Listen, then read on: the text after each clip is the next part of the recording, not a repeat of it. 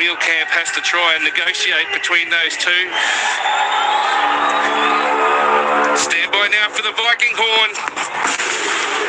Brian Lindsay, member since 1988, the man who got us underway.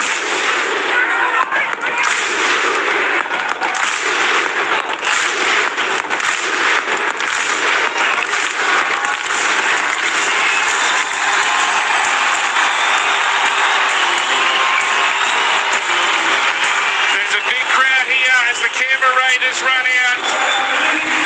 Joe Tarpany, the first out on the field. Kyo Weeks is at the back. Jed Stewart and Xavier Savage on the wings. Simi Sasangi and Matthew Timoko in the centres. Strange and Sanders, the Ethans are your halves. Horsburgh and Tarpany are up front with Starling replacing Paddy in the hooking role. Hosking and Mariota are the second rowers. Smithies at lock. On the bench, it's Brayley, Papali'i, Laurie, Nicholson, Chris and Patuki Case. Our referee for this afternoon is Jared Cole. In the bunker, Chris Butler, the last person, would you believe, the last man to referee a win for the West Tigers at this venue in 2018. As Avi Karoisau gets us underway, the West Tigers running towards the northern end. It's Big Red in Corey Horsburgh who has the first charge. He's taken by Terrell May, and the Raiders will start their set from about 22 metres out from their own line. Simi Sasangi charges through the middle. Very shortly we'll get down to James Sullivan, the man they call Sully, for his view of the conditions, but I don't think he can get much better than what we've got here this afternoon as Tarpany charges towards the eastern side. He's 15 in from that touch line and 30 metres out from the Raiders line. Now through the middle, strong charge by Smithies. He's going to play it about 8 short of halfway. Starling at a dummy half, gives it on to Big Red again, his second charge of the set. Samuel Afenu there to make the tackle along with Alex 12. Pass comes out now to Sanders, this big boot, the left boot of Sanders goes high up to Buller, and Buller takes it, and he will play it for the Tigers just short of the 20, 15 in from the eastern side. Good crowd in here for the first of our triple treat for this afternoon. We've got the Bulldogs and the Warriors and the Broncos and the Cowboys coming up for you on ABC Sport. Hope you enjoy this afternoon's coverage. The West Tigers now wearing their West Tigers, well, I should say West strip, wide at the top, black shorts, as eventually the ball is played, and it's given away now for 12. 12's going to be stopped about 15 short of halfway. A couple of tackles left in the set. Royce back towards the blind side, gives it to Luai. Luai tries to find a support player and eventually gives it to Samuel Afenu. He's going to play it on the NRL logo just short of the halfway. It's the last. Andrew's almost knocked on. Bit of a nervy touch for the young debutante halfback as it bounces over the top of Jed Stewart. He's going to go back and he will play it 8 metres out from the line. It's 0-0 here on ABC Sport. Hope you enjoyed this NRL Saturday. Let's get down to the man who's got one of the best views here in Canberra Stadium in Sully. How are you this afternoon, my great man? Hello, Zane. Hello, Alan and listeners. I tell you what, there's quite a strong wind coming across, probably sweeping into your box. And it's actually a little bit stronger than what it looks. I want to just quickly, you talk about debutantes.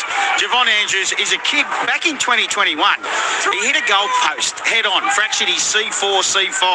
Look what happens now. Today he debuts. And he's playing well already. If the Raiders spread it out towards Stewart on that eastern sideline. Lots of people in here this afternoon. Why wouldn't you be with the weather that's been put on here in Canberra?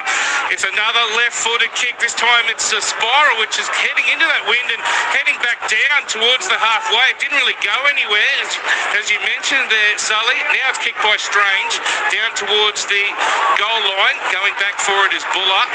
He picks it up about 4 metres inside the in-goal, and he'll run it up to the 10-metre line.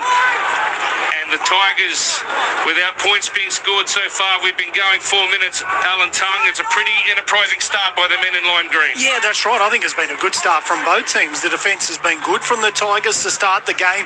A bit of a shaky start there for Andrews with his first touch, but got that important one away, that first kick, and no doubt he'll build into the game. Some ball movement early from the Raiders. That was a real highlight last week. They've got to keep those tactics up.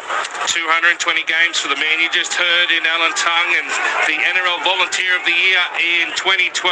James Sullivan for us down on the touchline. Zane Burjack with you in the ABC box. The Tigers are up towards the halfway on the last as Karoyasau gives it back to the debutant Andrews. He was plenty of pressure on him from Smithies, but he gets his kick away and is taken by Savage on the 20-metre line, passes back to the 10. Weeks is up to the 20, and he's going to be tackled in the centre of the field, about 25 short of halfway.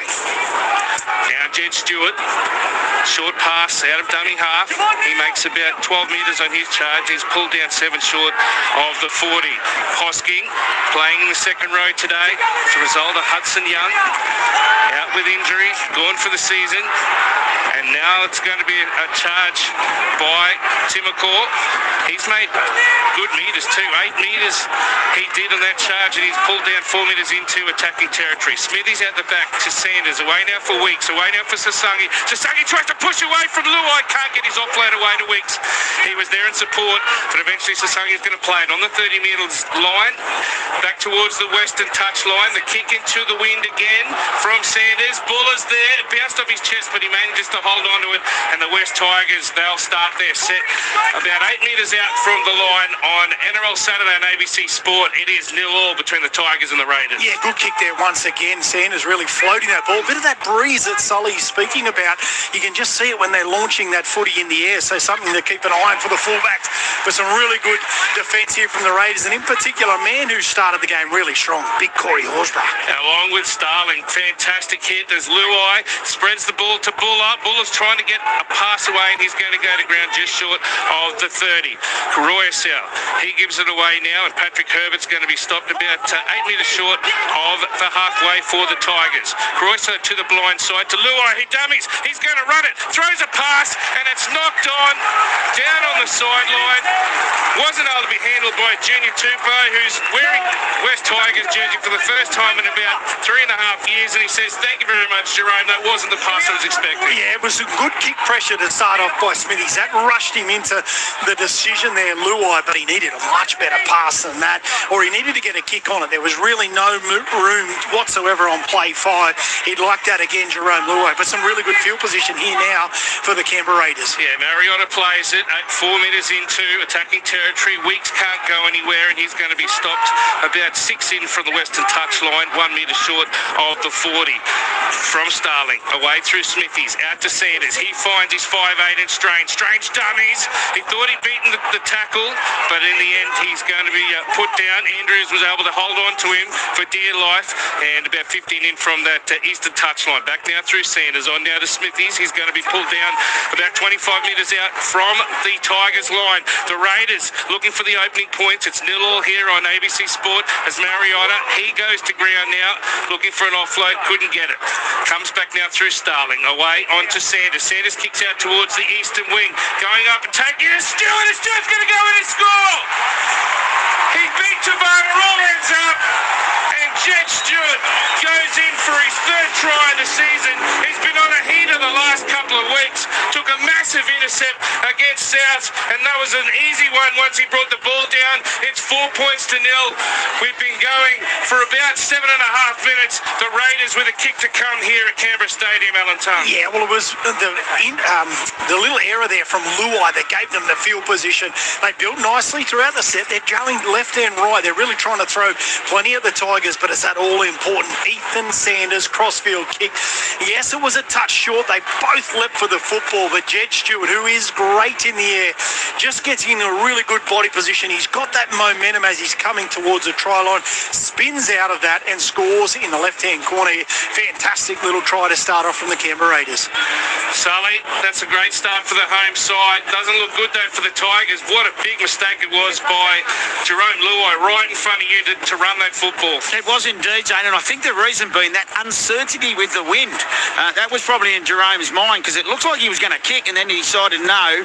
And then Ethan Sanders, he's got used to the weather conditions quickly. He went to the leaper, and Jed Stewart didn't listen, did not miss out. You mentioned he's been on a heater, been in good form the last 90 minutes. Absolutely. His 8th try of his career, 23 times he's played for this Raiders jersey. Had to wait a long time for his dad to give him the go-ahead. We're waiting, are we, for a try to be confirmed? Yeah, the West Tigers player starting to walk out there. Tries confirmed there now. Okay. But it's a good little ploy. That southeastern corner of Canberra Stadium is one where, especially on afternoon games, there's a lot of sun beaming into that corner. So not only are you contesting with the wind and the swirling footy, but you've got the sun in your eyes as well as that attacking team. So a good little ploy from Sanders there. No doubt he'll go back to that. So Sanders has been kicking well. 5 from 6 last week, 57 of 73 for the season, 78%. But it's not exactly easy for him as a left footer on that side, is it? So we'll wait and see whether he's able to make it a 6-pointer. We've been going 8.5 minutes. 4 points to nil. Will it become 6? Big crowd over on that eastern side in the Gregan Larkham stand. Sanders right on the junction of the 20 and the sideline, comes in and strikes it, and you can just see that wind hit it, didn't it? It didn't even get to the crossbar, so it remains 4 points to nil. The Raiders leading the Tigers, none from one for Ethan Sanders early. Yeah, I tell you, just for Tigers fans out there, they've started okay. I know that pass went to ground there from Jerome Luai, but the Raiders have been running really hard defensively. They've really hooked in. They just need the time just to settle into the game, get in a bit of an arm wrestle there, give those players like Karoya Salbula, Andrews a chance to build into this game. Still some good signs from them early. Karoya Sal gets us back underway. Tigers trying to defend the southern end. It's big red Corey Horsburgh once again off the kickoff. He makes about 12 metres in that charge, and he's going to be put down. He gives a quick play of the ball as well as Sasungi with the fluoro yellow boots. He's going to be tackled in the centre of the field. Raiders up to the 20 on tackle 2. Away now for Joe Tarpany. He gets met by 4 Tigers, including Bole, and also there was Roberts. Pass away for Hosking on the left edge. He's going to be stopped about 10 in from that eastern touchline, 15 short of halfway. Strange at a dummy half, gives it away now for Horsburgh again. He's pulled down 6 short of halfway on the last. Referee Cole says we'll have a kick now. Ball goes into the air. It's end over end. It does hit that wind, but eventually Buller gets underneath it, and he will take it about 29 metres out from the Tigers line. It's 4 points to nil. The Raiders leading the Tigers with 10 minutes gone, Alan Tongue. Yeah, another good kick there, but you can that breeze that Sully's been mentioning about it, just holding up there. We spoke off air earlier about Sanders, his kicking game, how much as it continues to improve, and especially his torpedo bombs. We're just going to have a look here. Is that a bit of a head knock there potentially to Zach Hoskins? Yes, so Pat Herbert went into the tackle. Tackle 3. I'm just worried about it. He's had a couple of head knocks too, unfortunately, Zach. And Hosking, he reeled out of that tackle. It's been cleared. It's been cleared by the bunker. You didn't check him? So it looked like he got a bit of an elbow or a forearm into the neck rather than a sort of contact with his head. I think he's going to have to come off here, or the bunker will have a bit of a look, the independent doctor. I can see Matty Nicholson warming up. So whether or not the Raiders think they're going to have a replacement very shortly, but the Tigers will play it 6 short of halfway. Luai, long pass at the back to Buller. Buller will be brought down 4 metres short of the halfway on the NRL logo. Luai gives it away now for Samuel Afenu. He's got the hair flowing out the back. They're 4 metres into attacking territory. As Karoya Sal gets his pass away to the debutant in Andrews, he gets hit again by Horsburgh. He's putting lots of pressure on the young debutant. It's taken by Stewart, but once again with the tackle late. Doesn't make a genuine attempt to tackle. It's a penalty for the West Tigers, so he's been running the gauntlet, hasn't he, Corey Horsburgh? And the Tigers will get a penalty a metre out from the Raiders line, about 15 to the right of the, and he's on report as well for that late hit. Doesn't look to be too much in it, but he did make contact with the kicking leg there, Alan. Yeah, that's right. And he's just not making that tackling motion. He needed to wrap that around. He did look like he was more going for the charge down in his defence there, but it's one of those areas in this game now, Nor, you cannot touch the kicker, especially actually in the air there or go anywhere near the kicker's legs. So here we go. The Tigers, really good field position now. Got the breeze at the back. They've got to make the most of this. Karoisa was looking for a football, couldn't get one. The Raiders certainly weren't giving it to him. Funua Bole, he's going to be stopped with the settler just to the right of the uprights at the northern end. Karoisa back to the open side. Comes out from 12, back to Karoisa. He juggles, and he'll be tackled on the 10-metre line in front of the left upright down at that end. Luai into dummy half, gets his pass away to 12. 12 backs into the fence. He can't make more than 2 or 3 metres. About 4 out from the line, he gets up and plays it. Karoisau out to Terrell May. He dummies, and then he tries to get a flick pass away, and he does so. Karoisau back now inside to Ethan Roberts, who's going to go over and score! Ethan Roberts! He grew up wanting to be a jockey, but he's 106 kilos, and he used all of that weight to push himself over the Raiders halfback, or the fullback in Kaio Weeks, and the Tigers have scored. We've been going 12 minutes here on NRL Saturday on ABC Sport. It is the Raiders 4, the Tigers 4, with a kick to come. Yeah, it'll be 6 there too here in a moment here from the West Tigers. But this is what they can do. A little bit of second phase play. It starts from May, goes out the back. Karoisau, a little flick back on the inside, and a strong run by Roberts coming through to get the ball down. And Kaio Weeks, they're just going to have a bit of a look at it. The referee was right on the spot, had a good chance to hold him up, a good strength there. And Tigers, bit of razzle-dazzle and scoring under the post. Well, they're just having a look at the put down, but certainly if it's awarded, it's going to be a try to remember for the rest of his life, James Sullivan, because that's the first try of his NRL career. It certainly is. And we came into this game, Terrell May was number 4 with 42 offloads in the NRL so far. Straight away, the danger man. He knew where Karoisau was. And Roberts bounces on, as you said, grabs his first try as a West Tiger. So, Roberts certainly has... A jockey, did you say, James? He wanted to be a jockey, grew up wanting to be a Melbourne Cup jockey, and here he is as a second rower in the NRL, weighing 106 kilos. Api Karoisau could throw this over. He hasn't had a successful kick this season. Comes in and strikes it. And he likes it, as Andrew Moore would say, and it is 6 points to 4. The Tigers leading here at Canberra Stadium. And Tungy, that might have just perturbed this crowd a little bit. I think, as Luke Lewis mentioned, 72-0, that many would have come here today, not only because of the weather, but thinking, well, the Raiders have won 3 in a row, Tigers have lost 5 in a row, and big scoreline might be put on here, but the Tigers have shown they're here to play. Yeah, that's absolutely perfect for the Tigers, just to settle them down a little bit, give them some confidence, but it was on the back of that little error from Corey Horsburgh, who is on report. That's given them some really good field position, so discipline from both sides of the park. It was a Luai error, field position, and the Raiders score points. Corey Horsburgh, error, field position Tigers, they score points as well. Remember, you can get in touch with us, 0467 920 222. Tigers with the ball just short of the 20-metre line as Luai shops for some options. Out to Andrews, finds Buller dummies. Can't beat the tackle of Tim McCaw. He's going to be stopped on the 40. We'll get you around the grounds very shortly as well. It's a set restart as Patrick Herbert charges up for the Tigers and pulled down 4 metres short of the halfway, 10 in from that eastern touch line.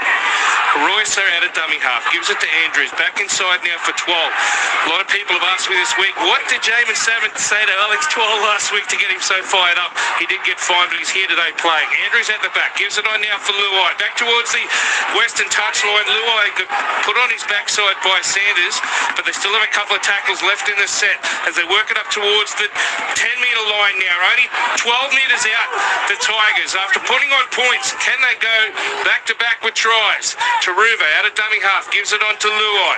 Luai back towards the post and gives it away now for Karoisau. He finds Javon Andrews, who'll play at about 12 out from the line. Short side they go, and turning back inside and putting the ball to ground. On the fifth tackle is the try scorer in Roberts. I don't think he knew that it was the last tonguey. It's 6 points to 4, the Tigers leading the Raiders as Sasangi works it out from his own line. No, definitely not the man that you wanted the footy in the hands. Luai needed to get his scream for that football, but what a great set after points, almost gone 90 metres.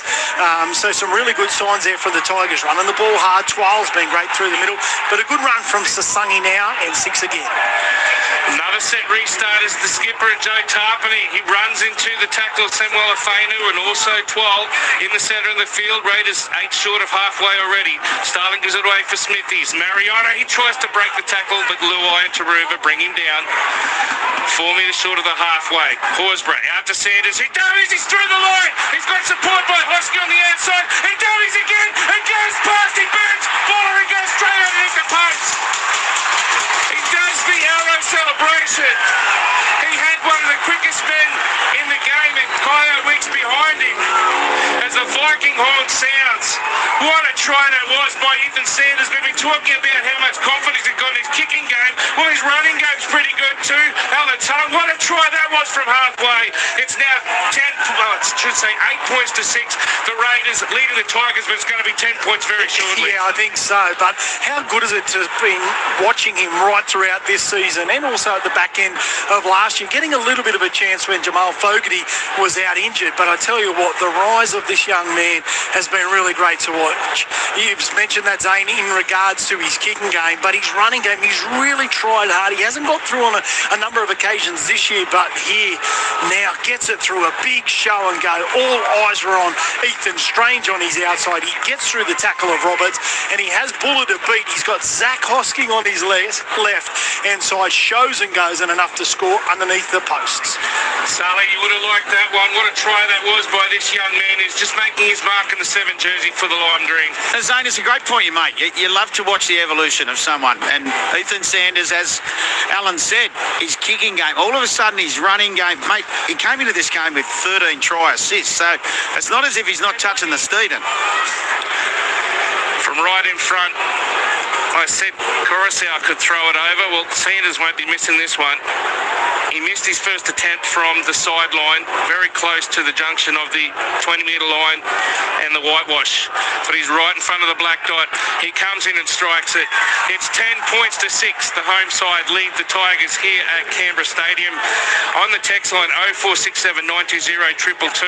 Shaz from Bateman's Bay says, go the Berries later tonight. That big game coming up. The Bulldogs up against the Warriors. Can the Bulldogs continue their hot form? Andrew Moore, Luke Lewis and Mike Carianis will bring us that one. Dale and Jen says, Zano listening in. And Neil says, a courageous decision from you, Zane, to borrow Morey, strike it, like it. Yes, I was halfway through it and realised the great man, he won't be too happy with that. Also, going around the grounds in the New South Wales Women's Cup match, full-time West Tigers 28 defeated the Sharks 10. In the second half, it's the Knights 18 leading the Central Coast Roosters 4. In the New South Wales Cup men's match, it was the Bulldogs going down to the Warriors 38-16. And in the first half, it's the Rabbitohs 12 leading the Storm 6. In the Queensland Cup, it is the Clydesdale 6 leading the Jets 0. That's in the first half.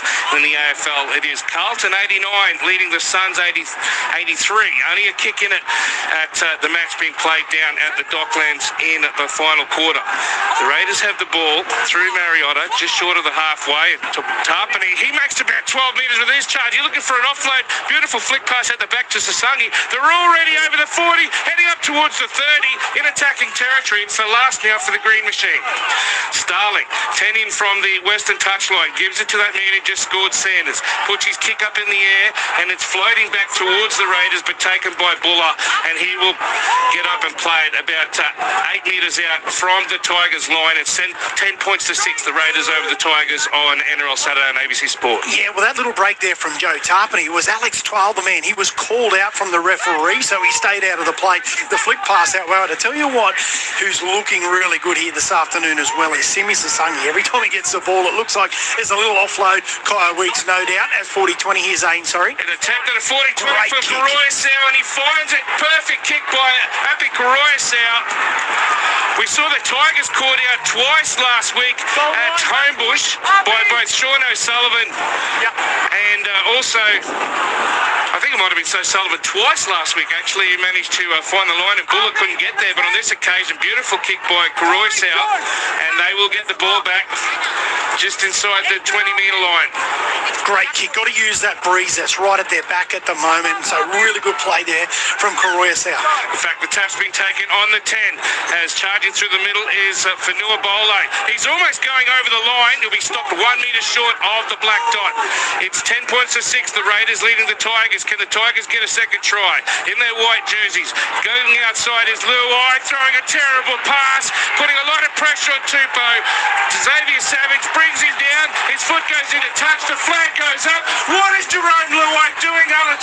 That's the second time this afternoon he's thrown the football away. Yeah, that's right. That was a poor pass there from Luai. They're going to challenge it, though. They think that the footy might have been stripped, I think. No. Whether it was in the tackle. Here we go. One bucket captain challenge by the Tigers. On-field ruling is into touch. They're claiming a strip. Sully, they might get out of jail here, but Jerome Luai coming up with some terrible errors, particularly in a week where he was preferred over Adam Dewey, who's staying with the club, or it might not be on Monday. Might be able to hear from Chris Butler here too. Yeah. In the bunker. So we're watching the tackle player. He's certainly not stripping the Tupou. football there, I don't think. I think that's a loose carry. Right. So the ball goes on the outside, bobbles on the ground. So you see this point here, Xavier Savage has got his arm locked around the ball. He's trying to fight to get Junior into touch. Tupou's flipped on his head at this stage. It's WWE. Yes. Looks like. Still got his feet inside the touchline. Then the ball comes loose. I can't see how... This final bit here, Xavier Savage is purely on the ball. Okay. Well, his hand's there, but I don't think he was literally trying to reef it. Football, but he has See got this it. point, there's only the wrist on the ball. He hasn't got a grip and it's stripping at the ball. It's a loose carry from the Tigers. There you go. So we were right, Tungy. Yeah, that's a really good call there from the bunker, because it is. When you look at the... Ball now goes into touch. Yes, there's hands around the football and whatnot, but he's not trying to strip the football. So that's unfortunate for the Tigers. They were really building nicely. They didn't need that pass from Luai in particular, but I tell you what, they're in good field position up that Koroyasau 40-20. They've blown it. And Sully, it was compounded by the fact the Tigers have now lost their challenge and we've still got 60 minutes of the contest to go. Yeah, 100%. That's what I was going to say. Challenge gone. I thought it was stupidity to challenge, to be totally honest. I tell you one player who is on song today for the West Tigers, though. They're number one. Watch, you'll see him popping up everywhere. And there's another set restart for the Canberra Raiders. This is Sungy once again. 210 metres he ran last week against South Sydney, and he's already made an impact here this afternoon. The Raiders leading 10 points to 6 over the Tigers on Saturday NRL on ABC Sports. Zane Bojack, Alan Tung and James Sullivan with you as Mariota plays it just short of the halfway with another fresh set of 6 for the Canberra Raiders with a ruck infringement. Corey Horsburgh, who was penalised earlier, gets up and plays it about 5 metres into attacking territory. Strange turns Tim McCaw back inside. Tim McCaw's going to be tackled in the centre of the field, 38 metres out from the Tigers line. Looking for a third try this afternoon, the Raiders, leading by 10 points to 6. Tarpany carries about 4 Tigers up to the 20-metre line. He's still going, Joe Tarpany. They can't stop him. Quick play of the ball to Starling. Out the back to Sanders. Pass out now for Strange. Hosky coming in on the angle. He's going to be stopped. 15 in from that eastern touchline. 8 metres out from the line. They work the blind side again. Strange. He's dumming. He beats one. Beats 2. Diving for the line. Can he get there? Oh, wow. He's got there. Ethan Strange. Jared Cole points to the spot. It's another try for the Raiders. He says, whatever you can do, Ethan Sanders, I can do just as well. In about 10 metres of grass, he's beaten about 6 players, Alan Tung. It's 14 points to 6.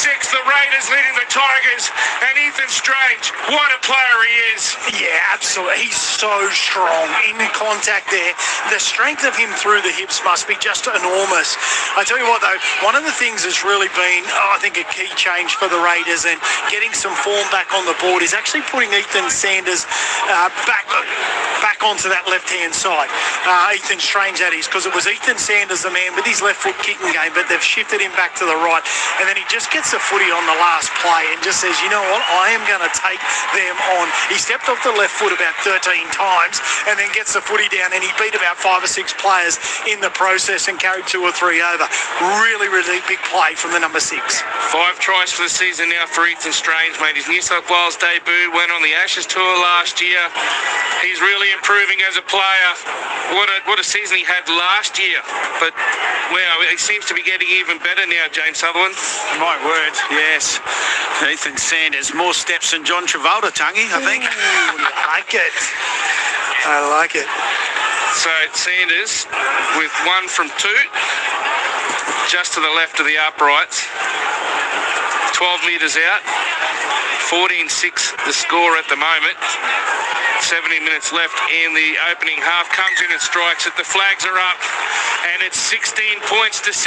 The Raiders leading the Tigers on this beautiful Saturday afternoon here at Canberra Stadium. Zane Bojack, Alan Tongue, and James Sullivan for your listening pleasure. Of course, as I mentioned, coming up later on tonight, it is the Bulldogs and the Warriors from 5:30. That's from the Homebush Stadium. Then, of course, the Cowboys and the Brisbane Broncos. No tickets available for that one. The Queensland Derby up in Townsville.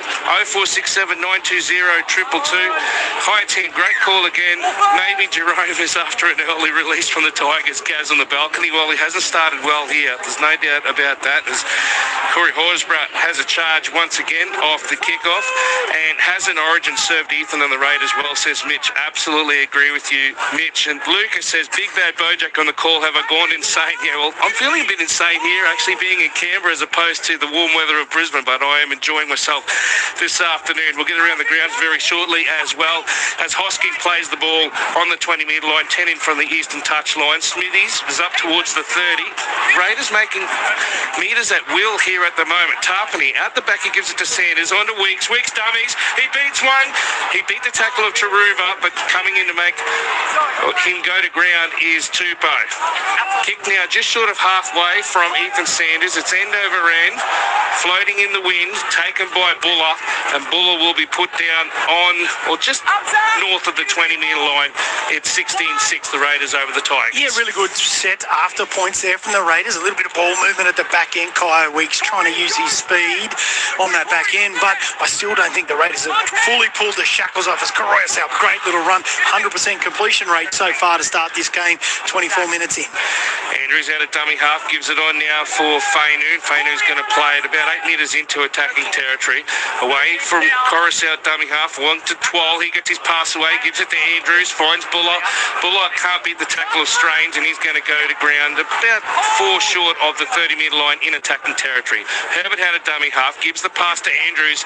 This is a big kick heading down towards the goal line. It's knocked on there by Xavier Savage. Real knock back as Sisagi makes a break over the 30, gives a pass away to Weeks. Weeks is up towards the halfway. What about this? Buller trying to run him down. I know you're fast, but Weeks is strong, and Weeks breaks through the tackle over the 10 and heads it to the in goal and puts it down. What a player he is, Kaya Weeks. 2 of the fastest players at each other's throats. Buller is still back on the 20, saying, which way did he go, Alan Tongue?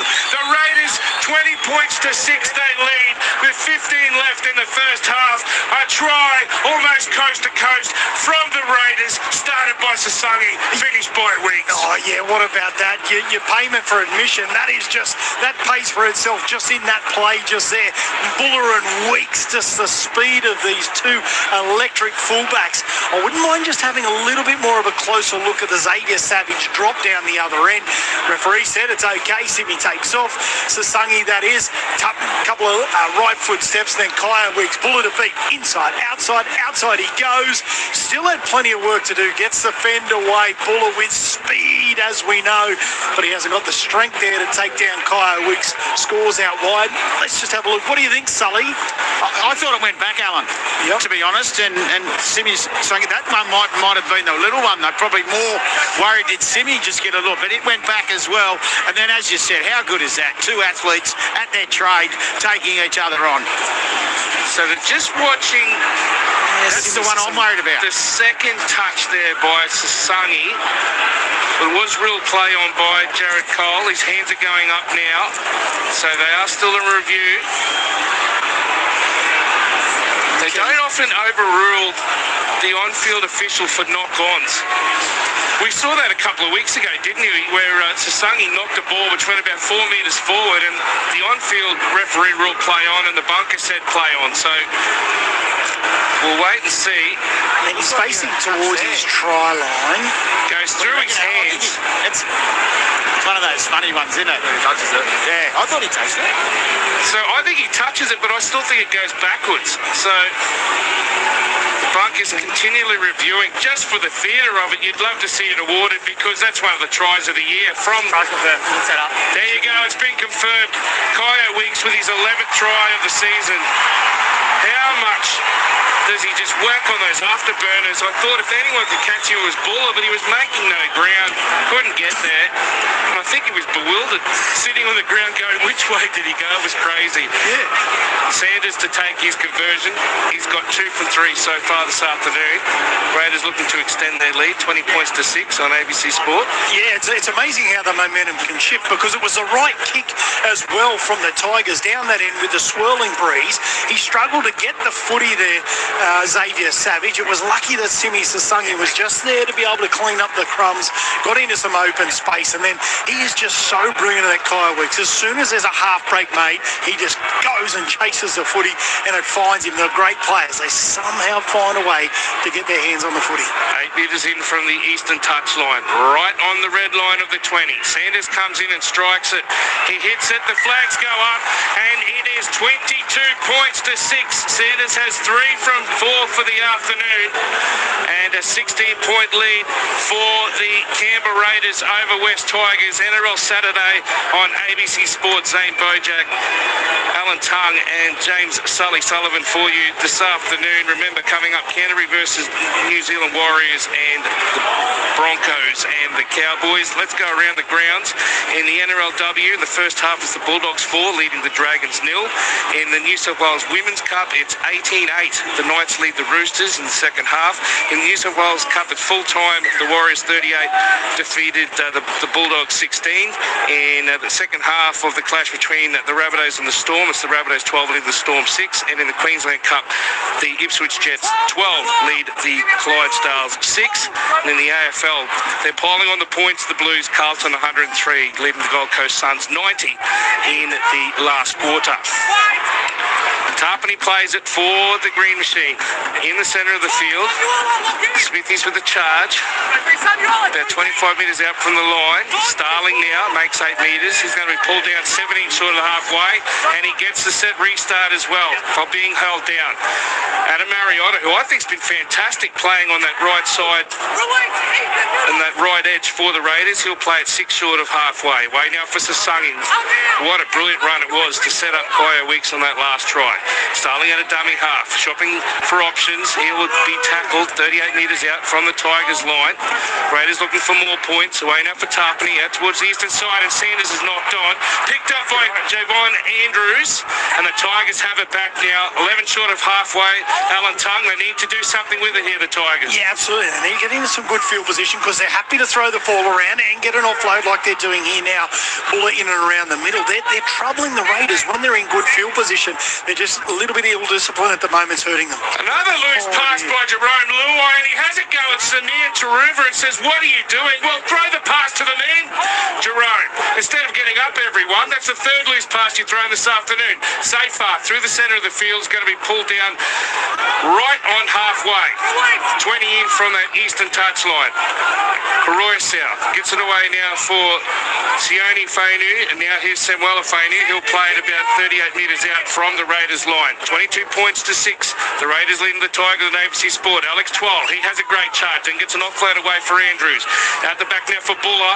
Buller can't beat the tackle of Ethan Strange, and Buller will get up and play it 29 metres out from the Raiders line. Andrews bombs it high up towards the end goal. It's knocked down by Stewart. It's bouncing around inside the end goal. This could be a try here. Touchdown by the Tigers. I think it might be Seyfarth, is it? And he's going to be awarded the try.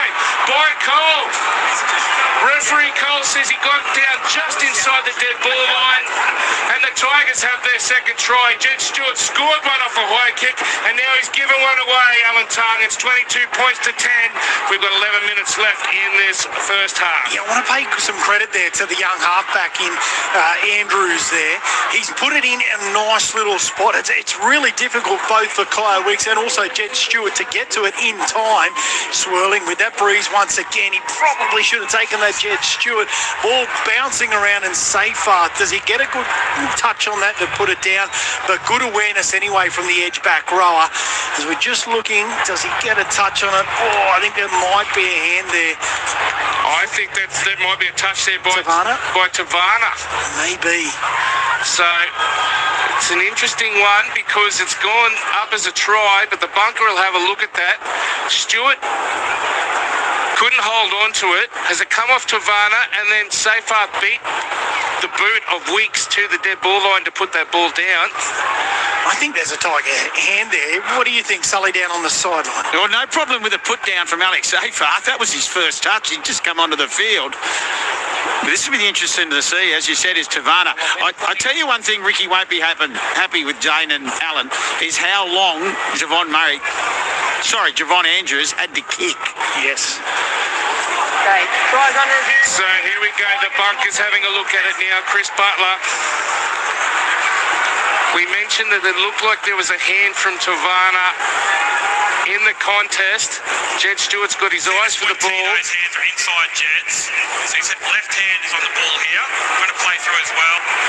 You can see fingers. There's fingers touching that football. You can see also here that his right hand to the tape also touches the ball. He knocks it forward. This is the first breach as all the touch from Canberra's go backwards. So is he ruling play on from here? Tigers first. I thought Tavana's Knock on first there, I think, Zane. Set grounded in the end goal. We have a decision. So it will be no try. It'll be a Canberra play the ball on the 10-metre line. No, play the ball. Knock on, touch So the ball. Tavana knocks on. And Jed Stewart, his blushes are saved. Yeah, that's right. You know, it's really important for the Tigers here. They're just over 10 minutes till half time. They can get some points back on the board for all the possession that the Raiders have had and in good field position. They're not far out of the game. They've had this big breeze at the back. They're going to have to contend with that. They're not going to have that advantage in the second half. Desperate to get some points. The Tigers have shown a lot of pluck here this afternoon because they have come in off terrible form and, of course, a tumultuous week. They thought they'd come up with their second try. Now they've got to defend for their lives. 11 minutes left in this first half, and the Raiders are up towards the 40 with Mariota doing well too. Seyfarth eventually brings him down 5 metres short of halfway. A couple of tackles left in the set. Into the centre of the field, and it's Dane Laurie who's out there now for the Raiders, wearing jersey 17. Happy birthday to Dane. He turned 27 last Monday. Looking for a birthday present here today for the Raiders. Sanders kicks it off the belly of the ball into the centre of the field and just short of the 20. Buller takes it. Sully not far from you there. The whites of his eyes there, Buller trying to take that catch. Yeah, they've tested him pretty well and he's come through okay. I tell you what, the little bit of energy, you just saw Papali'i come onto the field and Laurie. You mentioned Dane Laurie, and all of a sudden Papali'i, who was very good last week, looks to continue his form. Great man, the most capped Raider in the history of the club, with that hair flowing out the back. Big Papa. At the back goes Javon Andrews, finds his fullback and Buller, who's going to be tackled 5 in from the eastern touch line and 12 short of the halfway. Andrews, he finds Sione Fainu out now for Luai. Luai steps off his left foot, but he's going to be tackled by Sanders, 8 short of the halfway. Raiders leading 22 points to 6. Tigers through debutant Andrews, kicking end over end down the field, and this one floats a bit in the wind, taken by Weeks, and Weeks is over the 20, heading up towards the 30. He's going to be put down 25 metres out from his own line with a 16-point lead here at home. Alan Tongue just before half-time. Yeah, how good does he move? Kyle Weeks, he just glides across the field. But they've done well to contain him on their kick chases, the Tigers. They've got to continue with that. But they're in some good field position. They're just winning the arm wrestle here, the Raiders. Good charges, first by Laurie, then by Stewart, and now Strange at a dummy half. He's going to be tackled about 38 metres out from the Tigers line. On that eastern side, back now for Hosking. Steps off his right foot, tackled by Andrews, and also there is 12. It's the last tackle for the Raiders. And Starling finds Sanders, who kicks it down towards the eastern touchline this time. It's floating in the air again. Taken in the air by Stewart, but he's going to be stopped. And it will be a changeover on the 10-metre line. It's 22 points to 6. The Raiders leading the Tigers. NRL Saturday on ABC Sport, James Sullivan. Yeah, conservative set from the Raiders, but a good one. And West Tigers were more than happy just for Jed Stewart to take it, complete the tackle, and now they've got to bring it out of their danger zone. Safe half, he thought he had a try. He gets rocked back. Good tackle there in the centre of the field by Horsburgh and also Starling. His pass comes in the centre field for Buller. He has some support on the outside by the winger in Tupou. He tries to get up and play it quickly, and he's held down, so it will be a penalty for the Tigers on the 20-metre line. And with the win, they should be able to find some good territory here, Alan Tongue. Yeah, exactly what Ricky Stewart wouldn't have liked, but Benji Marshall's, man, this is exactly what they needed. A big kick here now from Koroya Sal. Gets them onto the halfway line, all but about 5 metres out there, but it'll get him into some good field position to be able to make the most of this breeze that's at their back. Taruva takes the tap, gives it to Luai, and he finds the support of Sione Fainu in the centre of the field. Away now it comes for Luai, out to Andrews, finds Buller. Herbert, quick hands out to Tavana. Now they're going to rule that there was an obstruction play, and taken out was Timokor, and because of that, a penalty is given to the Raiders, 6 short of halfway. Ethan Roberts was the player who offended. 7.5 minutes to go. Raiders with another opportunity to put more points on Alan Tongue. Just got it wrong again. As Andrews drifted around the back. Yeah, that's right. Just got to continue to run through, but they pulled it up nice and quick. Usually they play a little bit of advantage, might come back to it, but he pulled that up straight away, referee Cole, and now the Raiders in some really good field position. Timokor up over the 30. Looking for another try. They've scored some absolute bottlers today. Sanders and Strange, two of the best tries you'll see, followed by Weeks off Sasangi for almost in his own in goal. Talking about Weeks, he gets it away to Sasangi. He finds Savage. Savage is going to run all the way to the line untouched. He runs around the dead ball line and puts it down about 15 metres in from the touchline. Bad work there by the Tigers not to chase. And with 6.5 minutes left in the opening half, the Raiders 26 lead the Tigers 6 with the fastest man, I think, on the field, Xavier Savage, going over to score. Yeah, and it's a really good set piece here from the Raiders. They call it almost like a slingshot play where they come around. He's actually tucked nice and tight, Xavier Savage. So the opposition there, the defensive line, they shorten up just a little bit, but as he's got that momentum there, just coming around on the outside with the speed that Xavier Savage has got, he only needs half an inch to make the most of it and gets on the outside. Really good to watch in open space. Needed to come around. Well, they came around and improved the position. He just let him come 15 metres in field. A great lead-up work from the Raiders. Some nice short hands. Weeks, Sasangi gives it on the outside. Needed to position themselves a little bit better there, the Tigers, but comes around, improves the position, and the Raiders got some more points before half-time. Exactly what the Tigers didn't need. Sully, that would have looked good where you are. Not far away, that pass was thrown. It certainly was, and I tell you the key with that, it was Sasangi. Just did enough with the footy, just attracted Tupou to move off his wing. We just open it up. We talk about some athletes on show. There was another one. Well, there's an argument about who the fastest player in the game is, and you got Khan Pereira at the Warriors, and you talked about Buller in the past, and well, he got streeted by Weeks today. I mean, you got Xavier Savage, you got Josh Adokar, whether or not he's still got it, the great man Jason Sabo. I'd love to have a race between them all, Alan Tongue. Wouldn't that be good? Yes, some speed there, and it's great to see it in a big, healthy crowd here at Canberra Stadium. Sanders comes in. He comes in just short of the 20-metre line and strikes it beautifully. The flags go up, and he's now got 4 from 5, and it is 28 points to 6. The Canberra Raiders leading with 5.5 minutes left on ABC Sport this afternoon. I'm just looking at a little bit of the notes there from last week. 5 tries to 1 in the first half. The halftime score was 28 points to 6. But here we go. Still 5 minutes to go. But for the Tigers, it's really important here. They need a big set here to be able to stop these points anymore before halftime, if there's any chance whatsoever in this second half. 0467 920 222. We feel for your Rutherford Rooster. He says, my brother is a die-hard Tigers fan. He just said, blow the whistle and roll the credits now. End this pain for me. It's been a pretty awful week. Alex from Wagga says, in Benji, I believe, well, they're going to have to do well to get back from this one. Down 28 points to 6 with 5 minutes left in the first half. Dion, big thank you to you for sending through a beautiful photo and a message. Good afternoon, Zane, Alan and James. We'll get around the grounds very shortly as well as Starling gets his pass away to Hosking just short of the halfway. Couple of tackles left in the set, and the Raiders are already up to the halfway as Starling makes 8 metres before he's put down 3 metres into attacking territory. In the centre of the field, it comes from Laurie. Away to Sanders again. He is absolutely torturing the Tigers with these kicks as Buller takes it this time and is brought down by Laurie in the centre of the field, and they're going to be ruled to be offside. And I think it was Laurie who was the man who was in front of Sanders, and it will be a kick for the line for Api Koroya-Sau from 20 metres out from their own line in the centre of the field. Yeah, some real discipline there on that occasion from Dane Laurie. The kick there, as you mentioned, they've just been peppering Buller. He's done a really good job at the back, but on that occasion, just inside the 10 metres. So Herbert takes the tap on the halfway. It's safe half.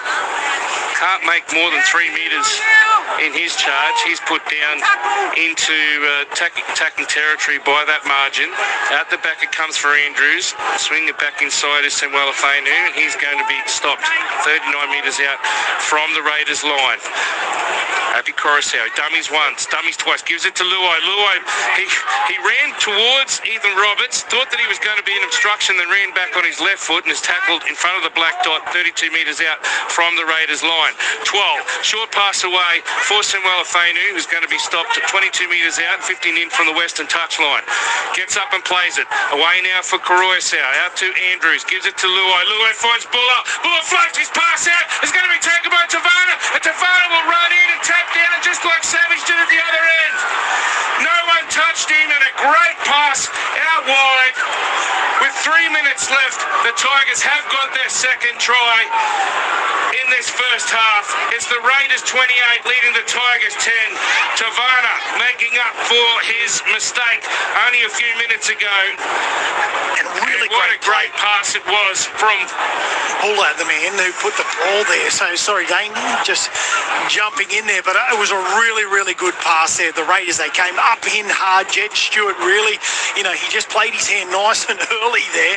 Well, not so nice for the Canberra Raiders outside there, because Buller just lobs that ball across. And as you mentioned, Tavana out of position there before on this occasion in the right spot, but a great ball from Buller. It needed to be on the money, and it certainly was, and they get a much-needed 4-pointer. Could be 6 just before half-time. He has got the win, Api Koroya-Sau. Successful with his first kick. That was from right in front of the post. This one is over towards the sideline, about 25 metres out. Sully, there's still a fair wind out there, is there? Yeah, my word, Zane, there certainly is. And I tell you what, Buller did outstanding then, but it's the first time the Raiders haven't got up and suffocated Jerome Luai. And he just had enough time just to, go left to right and pick up Buller. So he's been terrorised this afternoon, Jerome Luai.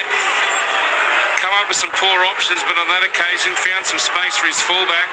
Put a lovely pass onto the chest of Tino Tavana, who goes over to score, and now Koroya-Sau's going to try and convert. About a metre in from that eastern touchline, comes in, goes across the face of goal. He's got 1 from 2, and the scoreline remains 28 points to 10.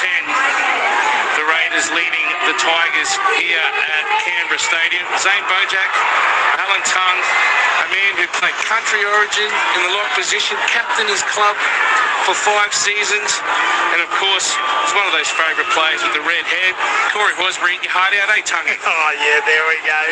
Just looking at a couple of the key stats there in this first half so far this afternoon. 94% completion rate from the Raiders, been really high, but the Tigers as well, 81%. So they're always looking at that 85% plus mark to be able to do that. So some reasonable footy here that has kept the ball in play. Tigers spreading it early from the restart, with Seyfarth taking up now 11 metres out from his own line. They worked it from the left side to the right side, and now Herbert, he does well too. He's up to the 30 in 2 tackles. Can they steal a try just before half-time? Andrews on the 30-metre line, throws a pass to Luai, at the back for Buller. Buller hits his man in Tupou. He gets brought down by Sasangi, falling over the top of him with Savage. He gets up again, Tupou, and he's going to be stopped on the 30-metre line. Tigers, they've gone 70 metres in 3 tackles. Long pass out to Luai in the centre of the field. Now here's Sione Fainu, and he's going to be put down in front of the black dot. 30 metres out with a set restart. Roy says, puts his arm in the air, says, boys, we've got 6 more. 12. He's stepping. He's trying to get his pass away, but 4 Raiders come and stop him, including Ada Mariotta. Pass at the back to Luai from Koroisau. Then Andrews tries to step off his right foot. He's going to be stopped about 4 metres short of the 10-metre line. In attacking territory, Fainu, Sione at the back to Luai. Buller, he throws a pass which could have been picked up by Savage. He's knocked on. The rule play on. No. It's a double knock on according to referee Jared Cole. And Buller doesn't like the decision, but unfortunately for him, they have no challenge. Yes, yeah, that's right, exactly. I thought that was going to be play on. Xavier Savage, he tried to get that football. It was a risky play there, and that's half-time. Tigers challenge gone. 28 points to 12. Raiders have been better in that first half, but I tell you what, it just got a glimpse of what the Tigers can do at the back end. So they're 18 points down at half-time. Just like last week, the Raiders have blitzed their opponents in the first half. Tries to Stewart in the 7th minute, Sanders in the 16th. He stepped through about 7 players. It was a brilliant run from halfway.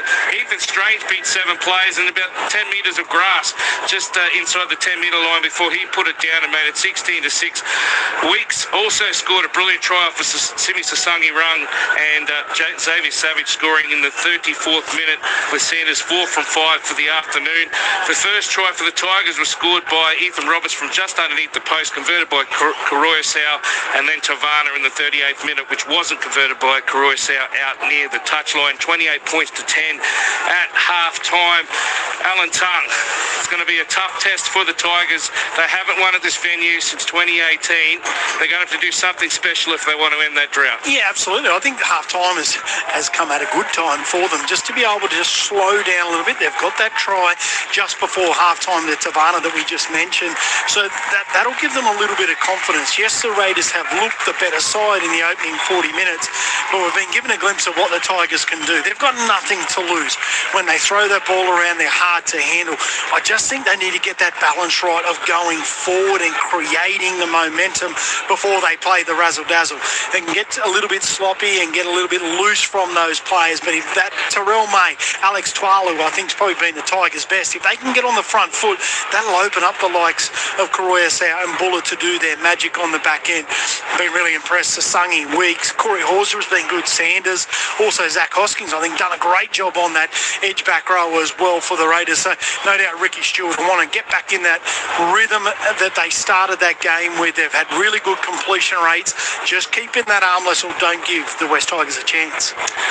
So 28 points to 10, the Raiders leading the West Tigers. As we go around the grounds in the NRLW in the first half, it's the Bulldogs 10 leading the Dragons 4. In the New South Wales Women's Cup, it is the Knights 24 having defeated the Central Coast Roosters 8. And and another match coming up between the Bulldogs and Steelers, but we haven't got the score on that one yet. In the New South Wales Cup, it is full-time Warriors 38 defeating the Bulldogs 16, and it's 22 the Rabbitohs leading the Storm 12 in the other clash in the second half.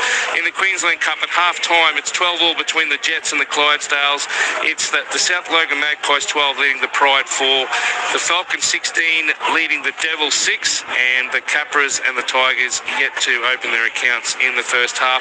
And full-time in the AFL, Carlton 110 defeated the Gold Coast Suns. I think that's now 9 matches in a row that they have lost the Gold Coast Suns, with clashes coming up between Hawthorn and Essendon and GWS and Sydney. But as I mentioned, we've got some big games coming up tonight, including the Bulldogs and the Warriors. We'll get to Andrew Moore and Luke Lewis and Bob Karianis after the news, and also the Brisbane Broncos and the North Queensland Cowboys in that Queensland derby. Keep listening to ABC Sport. Lots of great football coming your way. On the text line 0467 920 222. Filthy Phil says, as a fan, these Tiger flops aren't NRL standard. I promise to boycott the rest of their games. However, I would miss your voices and a good laugh. Yeah, we love bringing in the game to you. Loving the call, guys. A race between the speedsters would only end up in hamstring heartache. Cheers, Norm and Benora. Probably no. Tommy Tavoyevich is out already, and someone suggested on the text line earlier that the Hammer, I missed him out. He's got to be up there as well. And Paris and Claire SA says, great to hear you calling. Zane, you're the best. Oh, well, look, I'm not really the best. Andrew Moore's that, and Quentin Hull and all the others, but it's great to have an opportunity here this afternoon. And g'day, guys. Love your work. This game seems very suspiciously like an Ethan-a-thon. Well, they have been outstanding, Alan Tongue, haven't they? The two Ethans, they are doing lots of great work out there for the Raiders. Why they lead 28-10. Yeah, you're right. I think the kicking game in particular of Sanders has been outstanding. We've only seen Ethan Strange run the ball a couple of times, but every time it's just brilliant to watch. He's so strong. So a big part of their game today has contributed to the points on the board. All right, the Raiders lead by 18 at half-time. We'll be back for the second half very shortly, but first we'll pause and go to the ABC Newsroom.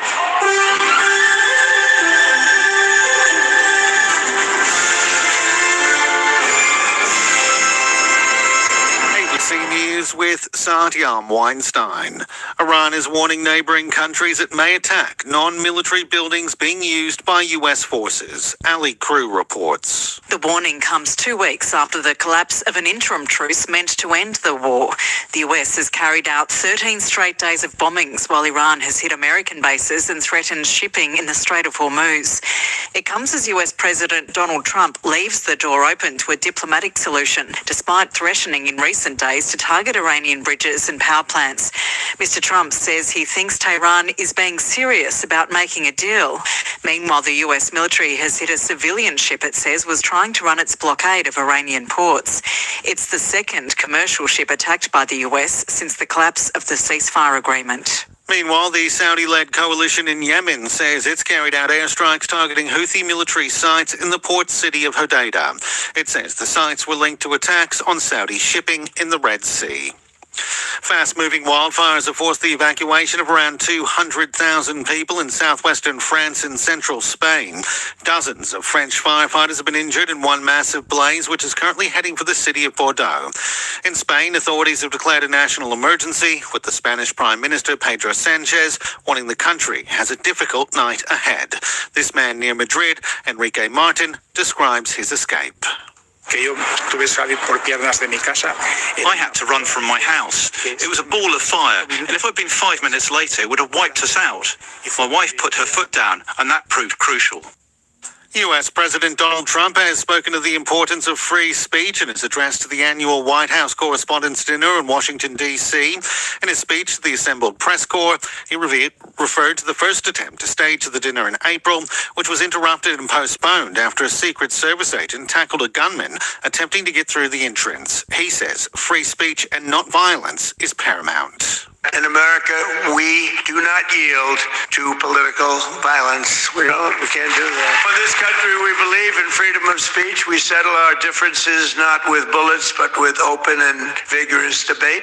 And no deranged loser with a gun will ever change that. We can't let that ever happen. The Trump administration has ordered warning signs to be installed outside the Smithsonian National Museum of American History in Washington, D.C. The Trump administration has long been critical of the iconic museum, accusing it of extreme political activism. American President Donald Trump says he's ordered temporary signs installed in footpaths leading up to the institution. A recent White House report recommended the museum post a notice at its entrance reading, "Warning, the exhibits in this museum were prepared by people who don't want you to love your country." A New South Wales government department says it's monitoring court developments after a public servant allegedly made anti-Semitic comments to Jewish leaders in Sydney. Gavin Coote reports. Francine Clough was yesterday issued with a court attendance notice charged with offensive language after allegedly making anti-Semitic comments at the site of the Bondi massacre on Wednesday.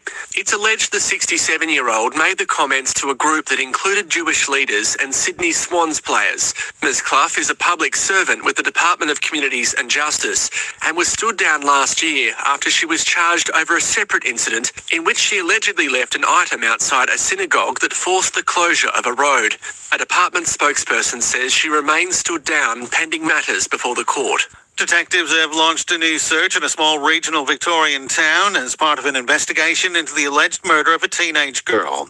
Earlier this month, police searching for missing 13-year-old Layla Jeffrey found human remains in the town of Donald in the state's west. A 16-year-old boy was arrested a day later and has been charged with murder. Police say detectives from the missing persons squad will be searching the Donald area over the next few days as part of the ongoing investigation. Queensland's Port Authority is investigating an oil spill in the state's far north. The spill occurred at Evans Landing Wharf in Weipa during routine maintenance. The North Queensland Bulk Ports Corporation says it's been cleaned up, but samples of the water have been taken for further testing. And 2 British soldiers have been arrested after allegedly taking an armoured personnel carrier for a joyride in southern England. Video shows the 15-tonne tracked vehicle smashing into cars at Tidworth near Salisbury Plain in the early hours of the morning. The area is home to one of Britain's biggest army garrisons. Police allege the pair led them on a chase for several hours. ABC News. Get more news at any time. Download the ABC Listen app. How much can we really know about the dead? In our podcast, we're gossiping each week about the divas, ruffians and con men of Australia's past. So join me, Alicia Simmons. And me, Lee Boucher. Search the Dead Can't Sue podcast on ABC Listen. ABC sports coverage of the 2026 NRL Premiership. Comes back now through Starling, away onto Sanders. Sanders kicks out towards the eastern wing, going up and taking it. Stewart is just going to go in and score. He beat Tabana, Rollins up, and Jet Stewart goes in for his 3rd try of the season. He's been on a heater the last couple of weeks. 15 in from that eastern touchline, 8 metres out from the line. They work the blind side again. Strange, he's done in. He beats 1, beats 2, diving for the line. Can he get there? Oh, wow. He's got there, Ethan Strange. Jared Cole points to the spot. It's another try for the Raiders. As Sunny makes a break over the 30, gives a pass away to Weeks. Weeks is up towards the halfway. What about this? Fuller trying to run him down. I know you're fast, but Weeks is strong, and Weeks breaks through the tackle over the 10 and heads it to the in goal and puts it down. What a player. He is Kyo Weeks. Talking about Weeks, he gets it away to Sunny. He finds Savage. Savage is going to run all the way to the line untouched. He runs around the dead ball line and puts it down about 15 metres in from the touchline. Bad work there by the Tigers not to chase. ABC sports coverage of the 2026 NRL Premiership. On your radio, ABC Sport Digital Radio. And ABC Listen.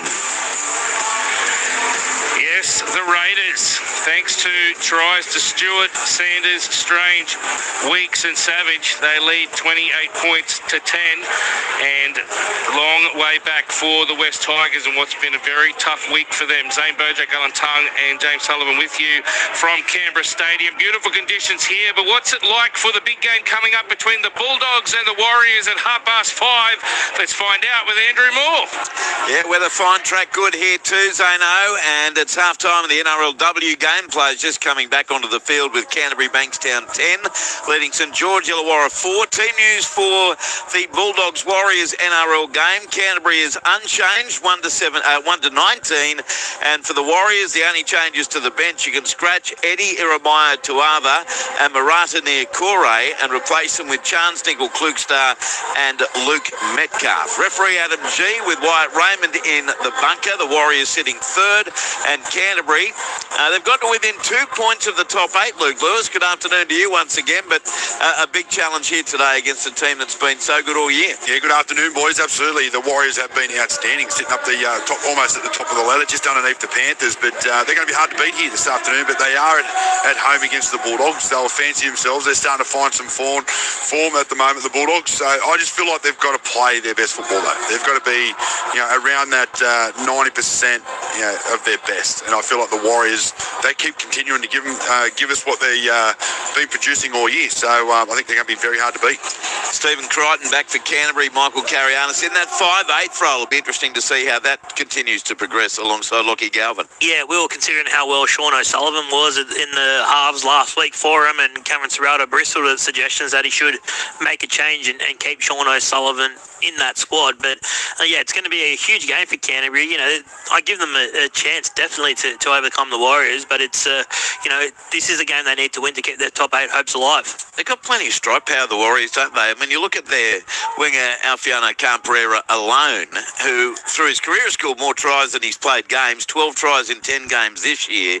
Tane Tuapiki's been great at the back, and yet they've got this forward pack with Fisher Harris and Barnett and Clark in the middle, Louis. They're one of the best forward packs in the comp. Oh, absolutely. They've got the forward pack you talk about, and your back roll's been outstanding. Clark's got a great skill, and Wade Egan up through the middle of the field, I think, is brilliant. And then you've got the bench interchange as well, but I can't wait for it not long until they kick off. Should be a beauty. Bulldogs and Warriors. Let's get back to Canberra Stadium, Zane Bojack.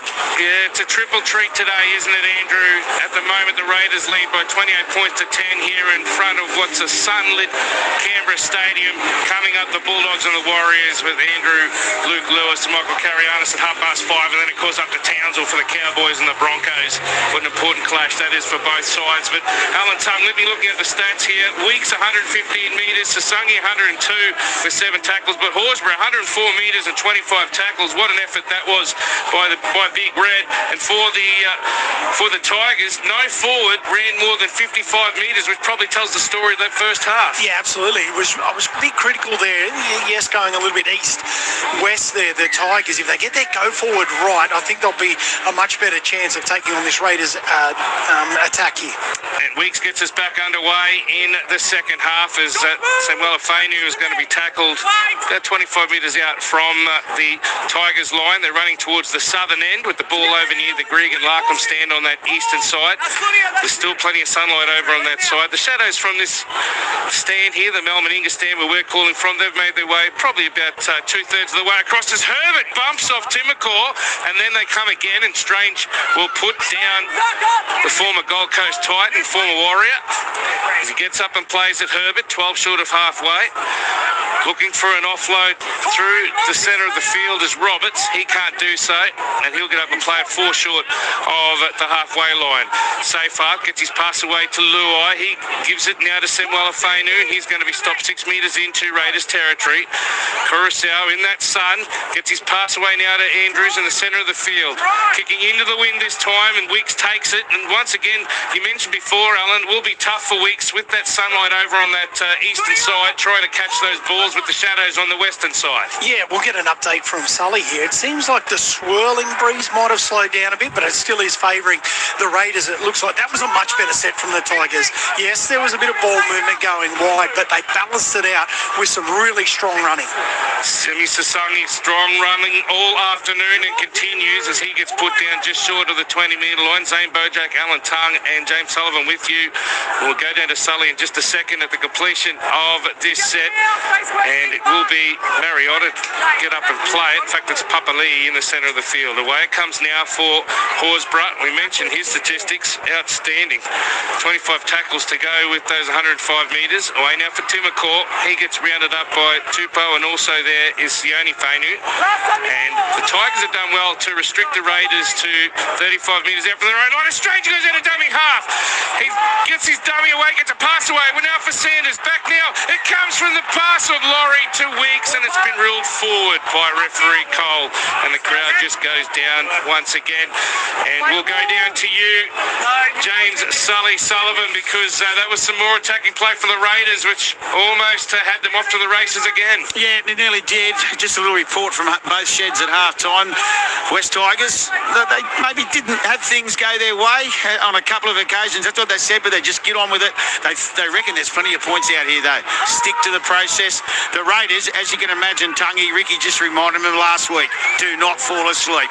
Absolutely, and that was the interesting thing, wasn't it? South did hit back at the Green Machine last week. Can the Tigers do the same? Taruva's going to play it 4 metres into Raiders territory, over towards that sunlight on the eastern side, as Seyfarth carried 2 or 3 Raiders players there, including the tackle of Laurie before Hosking fell off. Now there's a quick play of the ball, and Twiller's up towards the 20. He's going to be put down 15 in from that eastern touchline. Coruscant works the blind side, gives it to Luai, steps off the left again, puts a little kick into the in goal. It's going to be picked up by Buller. He's knocked on. Good challenge there by Jed Stewart on the football. It's been ruled a knock on against Buller. So he's just clapping his hands and saying, I should have really taken that one. Great kick there by Luai, but Alan Tung points have gone beckoning there for the Tigers, knocked out of Buller's hands by Stewart. Yeah, couple pieces of play really important there. First one is Jerome Luai, really good play. He summed it up nicely. You could see the runners coming through. They've forced an error here now, the Tigers, and they're giving it to them at the moment on the ground. So, but yes, they missed that opportunity. Buller just about to put it down, but great work from Jed Stewart. There's plenty of feeling in this opening stages of this second half. Absolutely, right in front of you there, Sully, and there's a Raiders player. I think it was Jed Stewart. Was he getting some medical attention, or was he just fixing up his boot? Yeah, it's a bit of both. It'll be interesting. He's in the hands of the trainer, but I think he's okay. The big line is they're up for this, the West Tigers. You just feel like, I know they trail by 18 points, but you just get that feeling this first 10 minutes is just so important for them.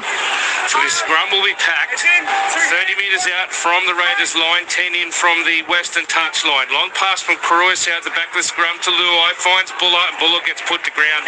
Good tackle there by Timacourt. Gets up and plays it slowly. Luai finds Tupou. Tupou does well. He gets it up towards the 20, and they've got some momentum in the set here now, the West Tigers. Through the centre of the field, past to Twal. Twal at the back to Andrews. Andrews throws it onto Herbert, and Herbert gets set upon by Jed Stewart coming out of the line and making the tackle on the 20, 15 in from the western touchline. Away now for Javon Andrews. He's turning Fainu and Sione back on the inside. He's going to get up and play in front of the black dot. Away now for Luai, 10 metres out now the Tigers, gives it on to Andrews, who dummies, but is taken by his opposite 7 in Sanders, in the sunshine over on that eastern side. 2 in from the eastern touchline, 4 out from the line. It was a drop there by Taruva. No, it's ruled play on. Flick pass comes from Luai. Away for Seyfarth, who's kicking into the in goal. It's going to be pulled up just short. It's come off a Raider. And there's 6 more tackles. It came off the legs of Simi Sasangi, and the Tigers have the ball 4 metres out from the goal line. 12 with the settler, just to the left of the uprights. They're getting some luck, as well as the run of play here in the second half. Tigers trailing 28 points to 10 early in the second half on ABC Sport. Fainu Sione gets it away to Croyce, out to Luai. He gets his pass away to Buller, and Buller finds Patrick Herbert, and there will be a penalty. High tackle on Herbert. Yeah, Ethan Strange, the man, just as he was coming around. There's not too much in it, but some more possession and field position for the Tigers. They've been going 6.5 minutes in this second half. No change to the halftime scoreline. Raiders 28 leading the Tigers 10. Raiders have won 10 of the last 12 against the Tigers, looking to make it 11 of 13. Roberts, who scored a try in the first half. He's pulled down 4 short of the line, just to the right of the uprights. Back now for Seyfarth. He thought he had a try. It was called back for a knock on to Tavana. He'll play it 2 out from the line. Curacao gives it on now to Sione Fainu. He's diving for the line. He's going to be stopped. Is he held up? He's held up. 3 held up. Just to the right of the uprights. Referee Cole says we'll go back to the 10-metre line.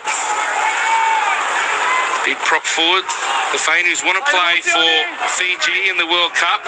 Still chasing some qualifications, and they've got representations of Tongan blood. They've got some Samoan blood. And a charge now by Sione Fainu again, and he's going to be held up inside the in goal. Second time he's crossed the line. Can't get it down. Too slow up right. That time underneath him was Hosking and also Starling.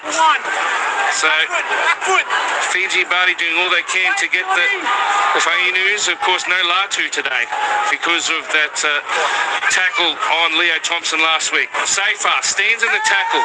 Eventually coming in to make it will be Papali'i, and also there was Mariotta. Pass comes out the back now for Luai. Goes to Buller. Buller throws a cutout pass into the hands of Tavana, and Tavana's going to be put down about 2 in from the touchline. Now for Herbert. Herbert throws his pass to Buller and it's been knocked on. It just went behind the fullback for the Tigers. He's done some very good things out there, Patrick Herbert, but he'll probably regret that pass later on tonight when he looks back at his performance. With 32 minutes left in this second half, it's still 28 points to 10, and it wasn't perhaps the play the Tigers were looking for, Alan Tuck. Yeah, that's right. He's been a handful, though, hasn't he, Herbert? Every time he touches the football, he's been hard to tackle, but on that occasion, he gets out of dummy half, gets some momentum, but the pass just going a touch behind Buller. They were building nicely, the Tigers. They've got to forget about that. They've got to really rip in defensively here and see if they can get an error out of the Canberra Raiders here, because they've started this second half really well.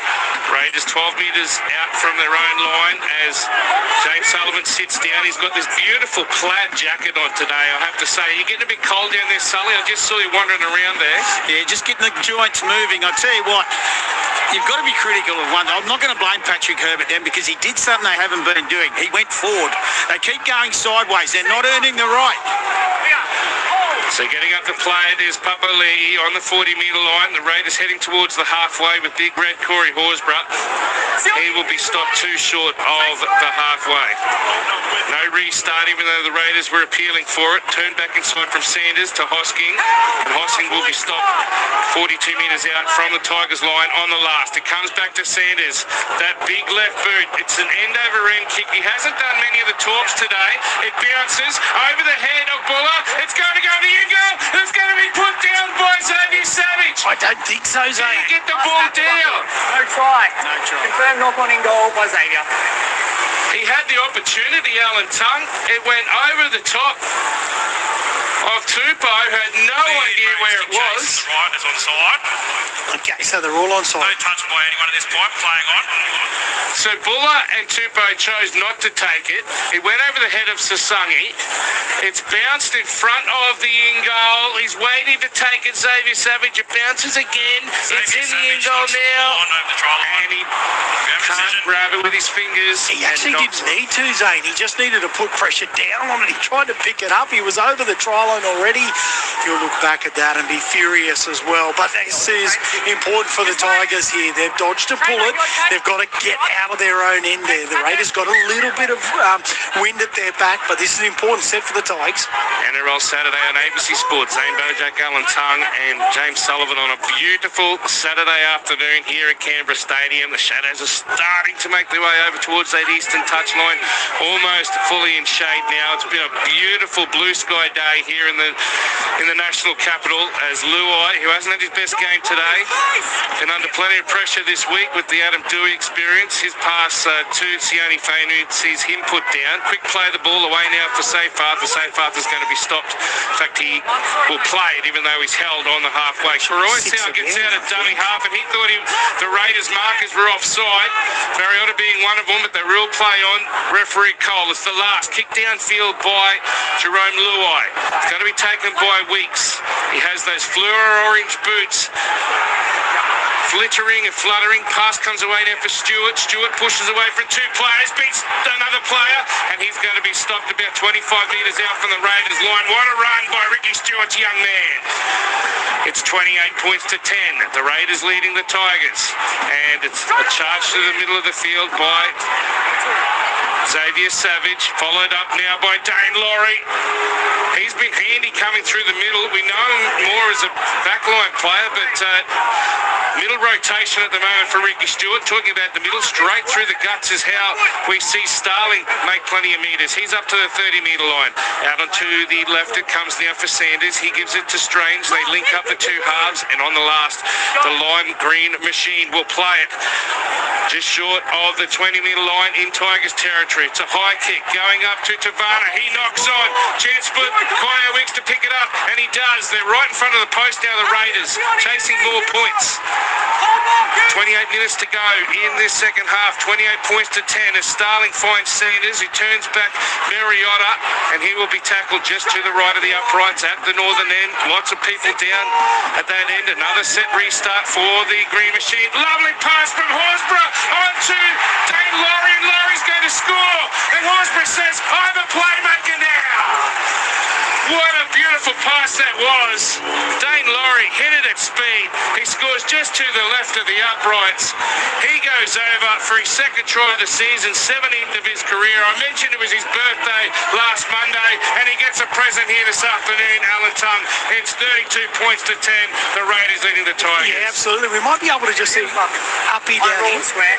We're not monitoring. Thanks, Uppy. Okay, not happy with the decision earlier on in the game. I actually thought he did catch one of the Raiders players napping. He should have got a repeat set of 6 earlier on. Anyway, the Raiders get the ball. They move down the other end, and Corey Horsburgh thinks he's a number 7, puts the ball, a short ball, fades as if he's going to play out the back, but hits short, and Dane Laurie goes right over. He's been fantastic for the Raiders, played in multiple positions, but I actually think he's played his best footy when he's been at 13, which is amazing because he hasn't played too much there in his career, but really, really good work. Unfortunate for the Tigers because they were in control in that first 5 or 6 minutes of this game, and then one big set. It started with a good run from Xavier Savage. The big men did their part, built the momentum. In the end, Dane Laurie scores next to the posts. Another mistake by the Tigers with Tavana dropping that ball, and the Raiders go over again. James Sullivan. Yeah, it's been a game that mistakes have been made to pay for. To put it simply, as you said, Alan, they had their opportunities that opening 6-7 minutes, but as I said earlier, they just kept going sideways, not forward. And on the back, as you say, Zane, of that mistake, and then some nice kicking once again from this young man who's about to add the extras of the Dane Laurie try. About 10 to the left of the uprights, comes in and strikes with that left boot of his. The flags go up, and the scoreline moves to 34 points to 10. 4 converted tries is the margin for the home side, the Raiders. We've got 27 minutes left in this second half. Going around the grounds on ABC Sport in the NRLW, it's the Bulldogs 22 leading the Dragons 4. In the New South Wales Cup, it was a win for the Rabbitohs, 26 over the Storm 22. In the Queensland Cup, it's 80-0 between the Clydesdales and the Jets. At half-time, it is 18-8, the South Logan Magpies leading the Pride. It's the Falcons 28 leading the Devils 14, and in the first half, it's 8-all between the Capras and the Tigers. And in the first quarter of the AFL, it's Hawthorn 12 leading Essendon 2. I just want to give a big... here we go. It's gone out on the full. It has. That was really good work. It's Papa Lee, the man who gets this. We're just going to have a look at a bit of the replay on this occasion. The football, he's got his foot right back on the line. Oh, great play by the big man. Who says he's not athletic? He had his foot behind the dead ball line, but he took it on the full and then said, well, I can do it just like everyone else can. So the penalty kick is taken. And he's in good field position again, the Raiders here. So the Tigers under a heap of pressure. I was just about to say, Zach Hoskin, I think he's been brilliant this afternoon. Really straightened up the tack. We've been critical of the go go forward from the West Tigers. I tell you what, every time Zach Hostigan gets it, he only knows one way. After the Sanders kick, the tap was taken on the 30-metre line, and now it's a run through the middle by Weeks. Weeks, he beat one before he gets up and plays it away now for the try scorer Laurie. Out wide it comes for Strange. Strange did have Hosking in front of him, so like a sniper getting him from the grandstands, he falls straight to the ground, and he will get up and play it 10 metres out, 15 to the left of the uprights. Sanders finds Laurie again. He is just sniping around in that middle area, looking for opportunities in the corridor. Out of dummy half, Starling gives it away now for Papali. They'll go mad if Papali goes over this afternoon.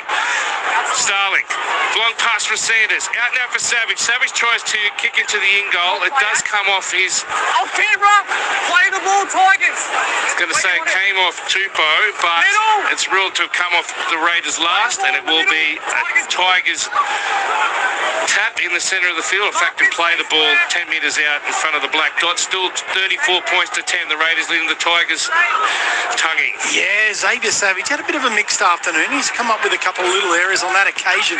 He's just kicked the football straight into the Tigers' defence, and now they've got an opportunity coming out of their own end. Get that go forward, but the Raiders really trying to muscle up. Tavana can't make too many metres before he gets up and plays it.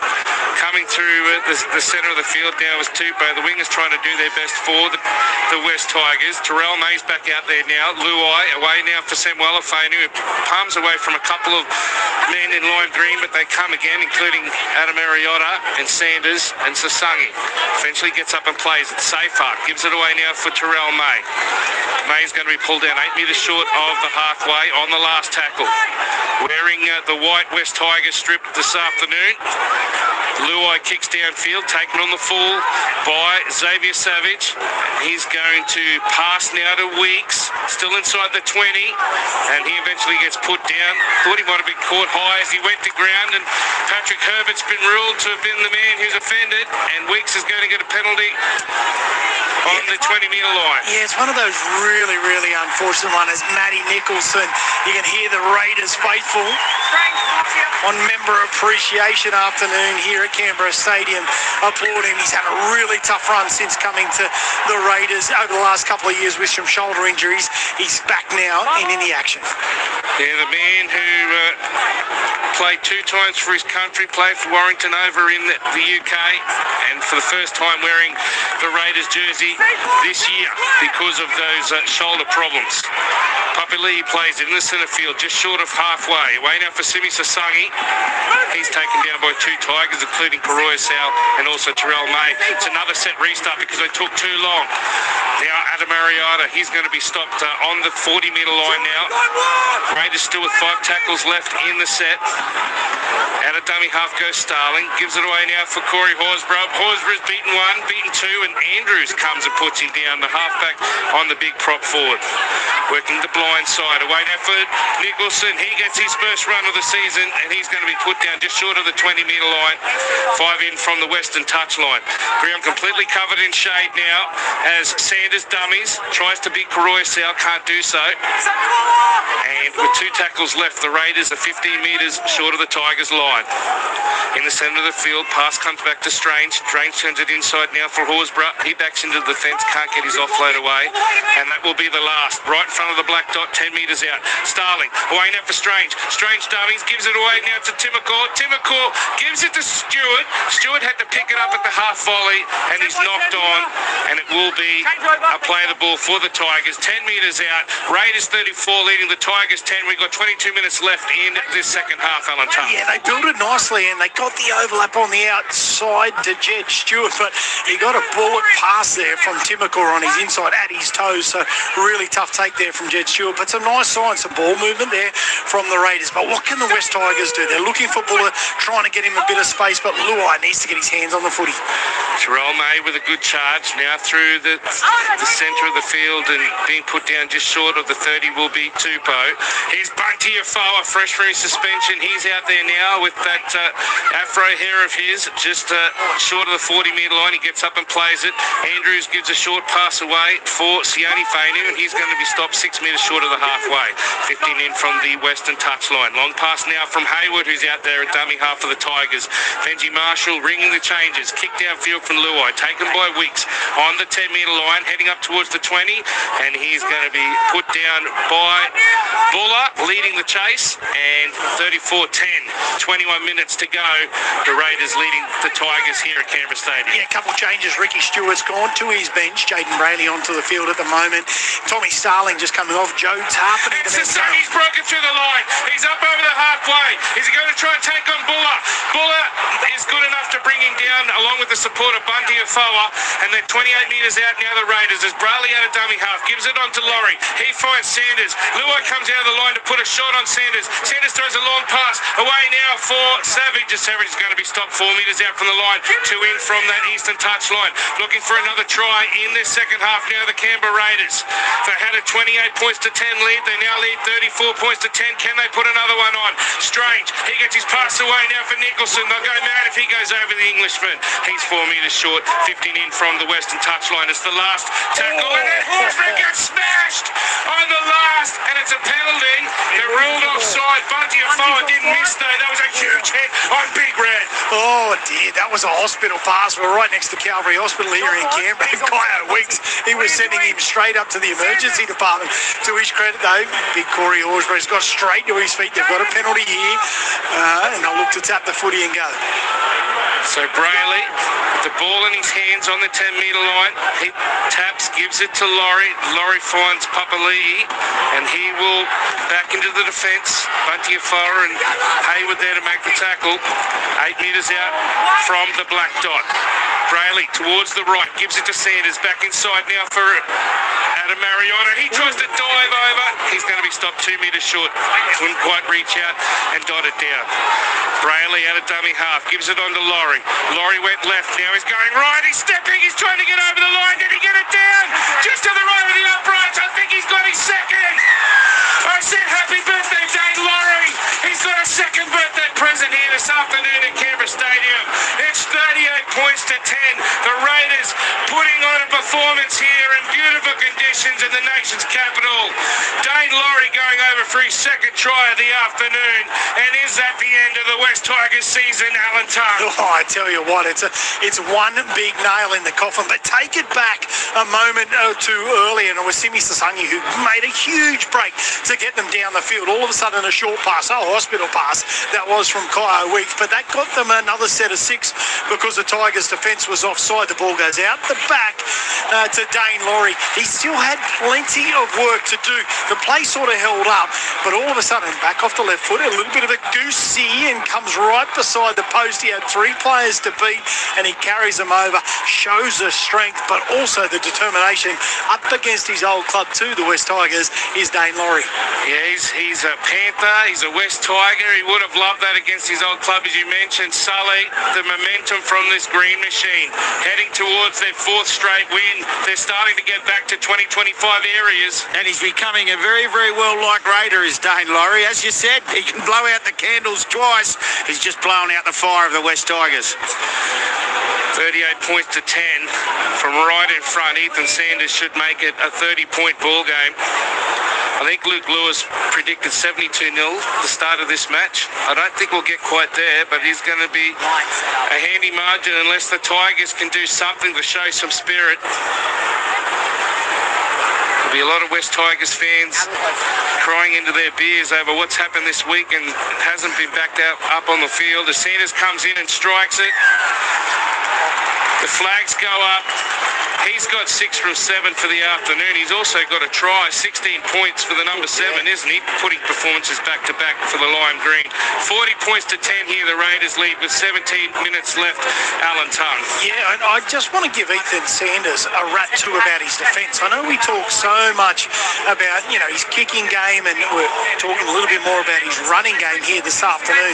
But defensively, he's a big body. He's a really sound defender. When a lot of teams target target a lot of their traffic at the halves of the opposition. He does a really good job. Savage goes up for the short restart and he takes it, and the Raiders have the ball 11 short of halfway. Tommy Bondi says Javon Andrews is a good reserve grader. I think that's a bit harsh for the young man. And the gear steward from Kalinga says the Benji Tigers have been very poor, PAW. So I like your play on words there.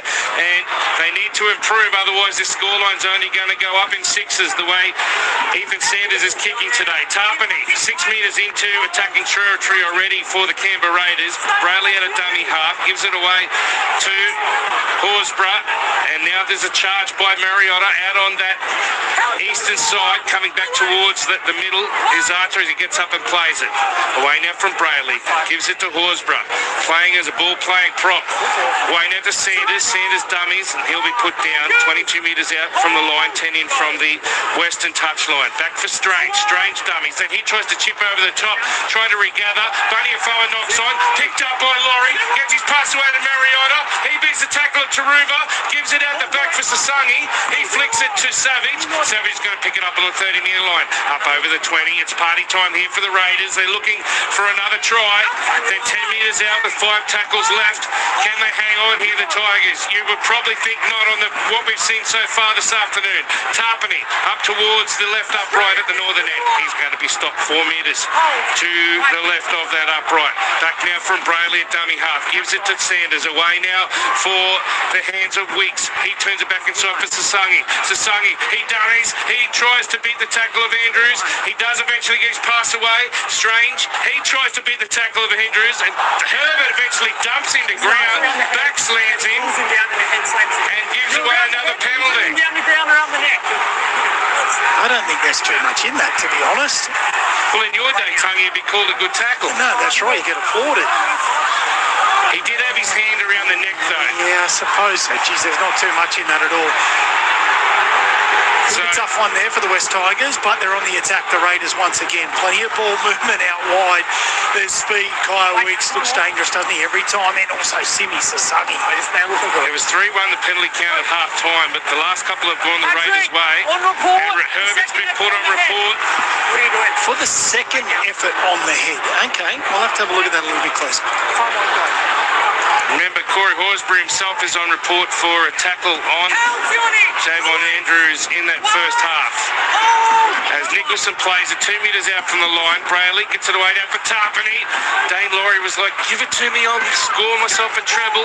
But he's put down now, Big Joe, just to the right of the upright. Sanders, long pass out the back for Weeks. Weeks steps inside to Ruva and beats him easily. He knocked it down inside the dead ball line, throws the ball with a flick pass into the crowd. He gives the Jai Arrow celebration. That's his second try of the afternoon. And Kyo Weeks, when you got speed to burn like that, why not use it? It's 44 points to 10. The Tigers are in all sorts of trouble here in the nation's capital. We've got 14 and a half minutes to go on a time. I tell you what, he's something special, isn't he? He's got speed to burn. He's got evasion. He's got deception. He's got strength as well. He flicked past that ball further than I can kick it. All of a sudden out wide. There's nothing really going on, but he's just so strong. He can turn on a dime, and speed off the mark is unbelievable. Had no right to get through the Tigers' defence there, which was pretty poor, I must admit, and races over to score out wide. A weight of possession has now turned into more points. Sully, we keep talking about his speed, but his strength on that occasion. Jerome Luai had no answers. Taruva got stepped, and then Jerome came at him, and he got pushed off. And there's been a falcon in the crowd from where he flicked the ball out the back as well. But I tell you, one player performance shouldn't be really understated today. And sometimes we laugh about it, and I know you love a redhead, Zane. Corey Horsburgh's performance today has been pretty special. He has been absolutely outstanding. I mentioned his stats at half-time. We'll see if I can... Possible obstruction on Jerome. Oh, here we go. Maybe that's why it was so easy for Weeks to score. So the bunker's having a look at possible obstruction.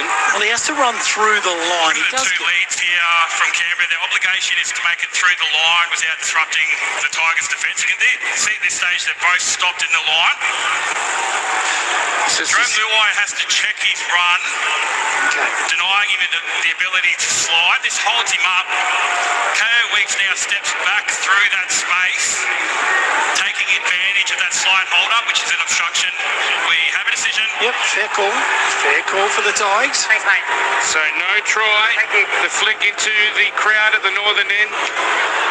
And the Falcon wasn't needed. Yeah, it was not needed because it's a no try. So the scoreline remains 40 points to 10. Given to the Tigers as Andrews kicks into the Grigg and Larkham stand.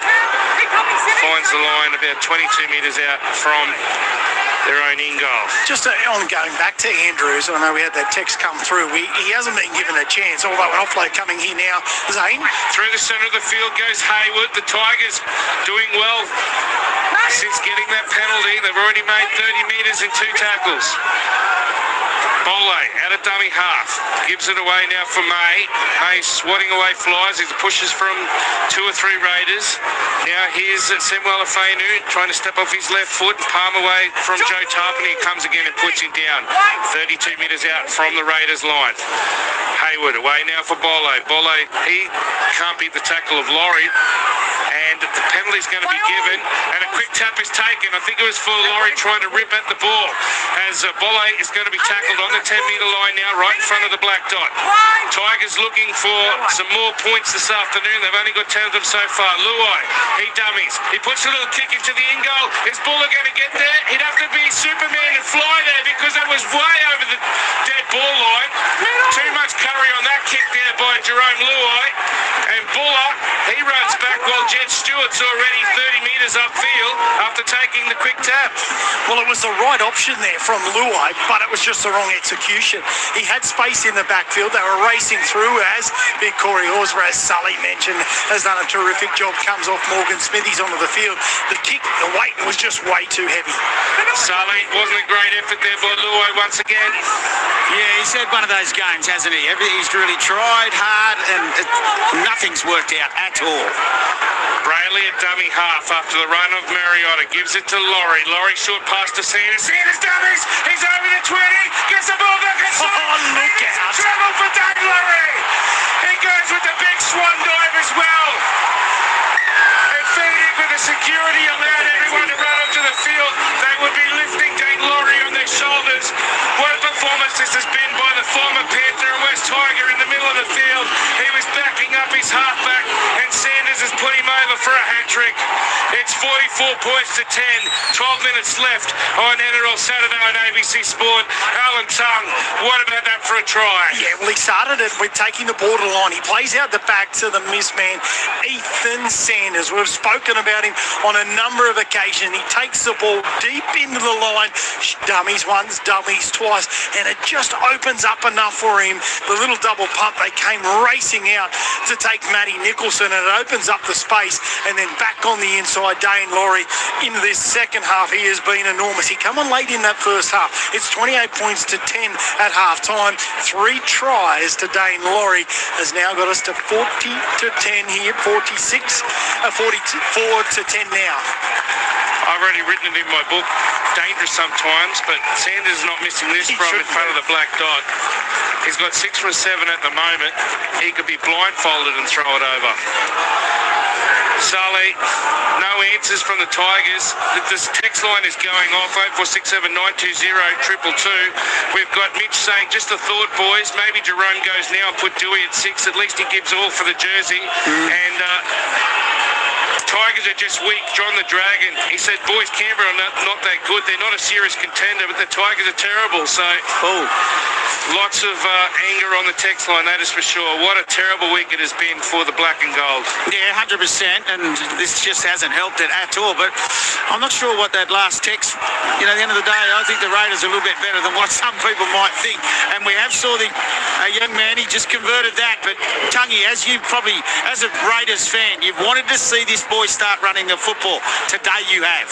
Yeah, absolutely. And I think he's been backed up with a bit of go forward, which certainly helps. And I was mentioning before there, I know that, we can be critical of Andrews on debut on the other side, but really he's been playing behind a forward pack that has not been going forward whatsoever. So I think there's big things to come for that young man, but the forward pack hasn't just dominated. When you've got momentum, it makes it so much easier, and Ethan Sanders is making the most of that. Herbert with a short restart. start taken by Savage, who's already up over the 40, heading towards the halfway, and the Raiders have it. River Roosters been in contact. Today's Group 9 full-time scores as they get a set restart the green machine. Young Cherry Pickers 36 defeated Tumut Blues 14. Tomorrow Dragons 24 defeated Wagga Kangaroos 20, and Gundagai Tigers 16 defeated Wagga Brothers 7. Thank you, Riverina Rooster.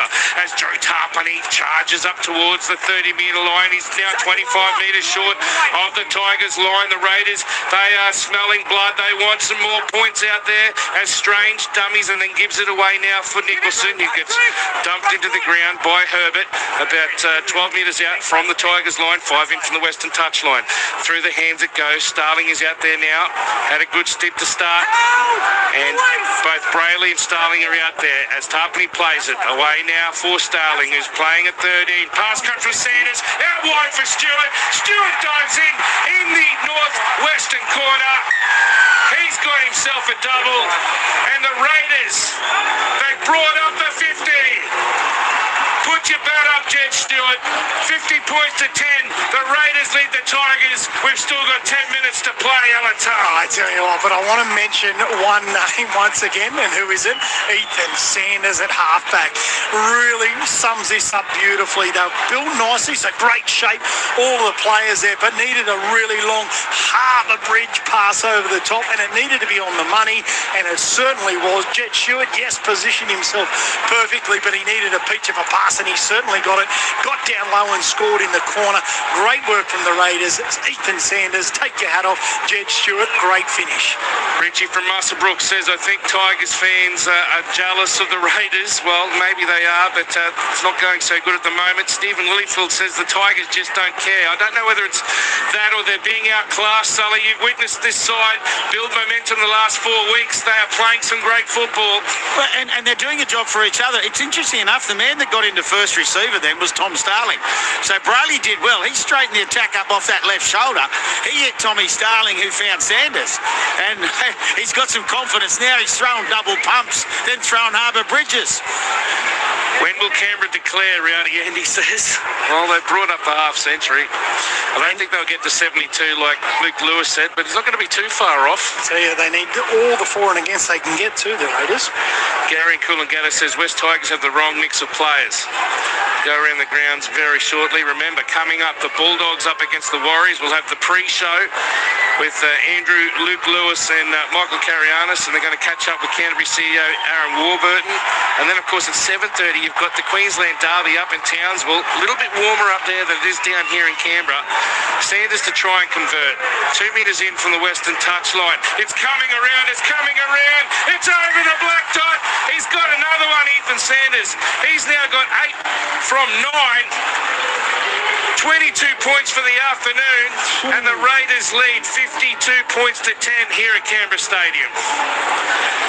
Going around the grounds in the NRLW, it's the Bulldogs 28 leading the Dragons 8 in the second half. In the New South Wales Cup was a win for the Rabbitohs 26 over the Storm 22. In the Queensland Cup, Clydesdales 27 lead the Jets 26 in the second half. It's the South Logan Magpies 24 leading the Pride 12. The Falcons 32 leading the Devils 14, and the Tigers 16 leading the Capras 8, all in the second half, those clashes. In the AFL, Hawthorn 22 leads Essendon 14, and GWS Giants, they are trailing the Swans in the Sydney Derby 19 points to 1. Raiders have it. 3 minutes out from their own line off the restart. We've got 8 minutes left on ABC Sport. Hope you're enjoying your NRL Saturday. First of a triple treat, and it has been a treat down here at Canberra Stadium. My first visit, I'd say, for about 10 years.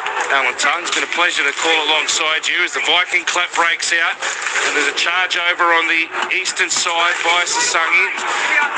The Raiders getting plenty of support from their fans, and they're providing you plenty of entertainment as Tarpany gets a pass away now for Weeks. 40 metres out, the Raiders are. Weeks looking for another try.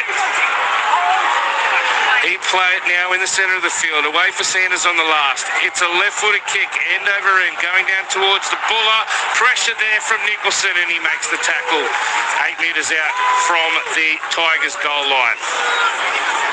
Pass comes from Buller into the hands of Tupou, and it's going to be a penalty. High tackle coming from Matty Nicholson.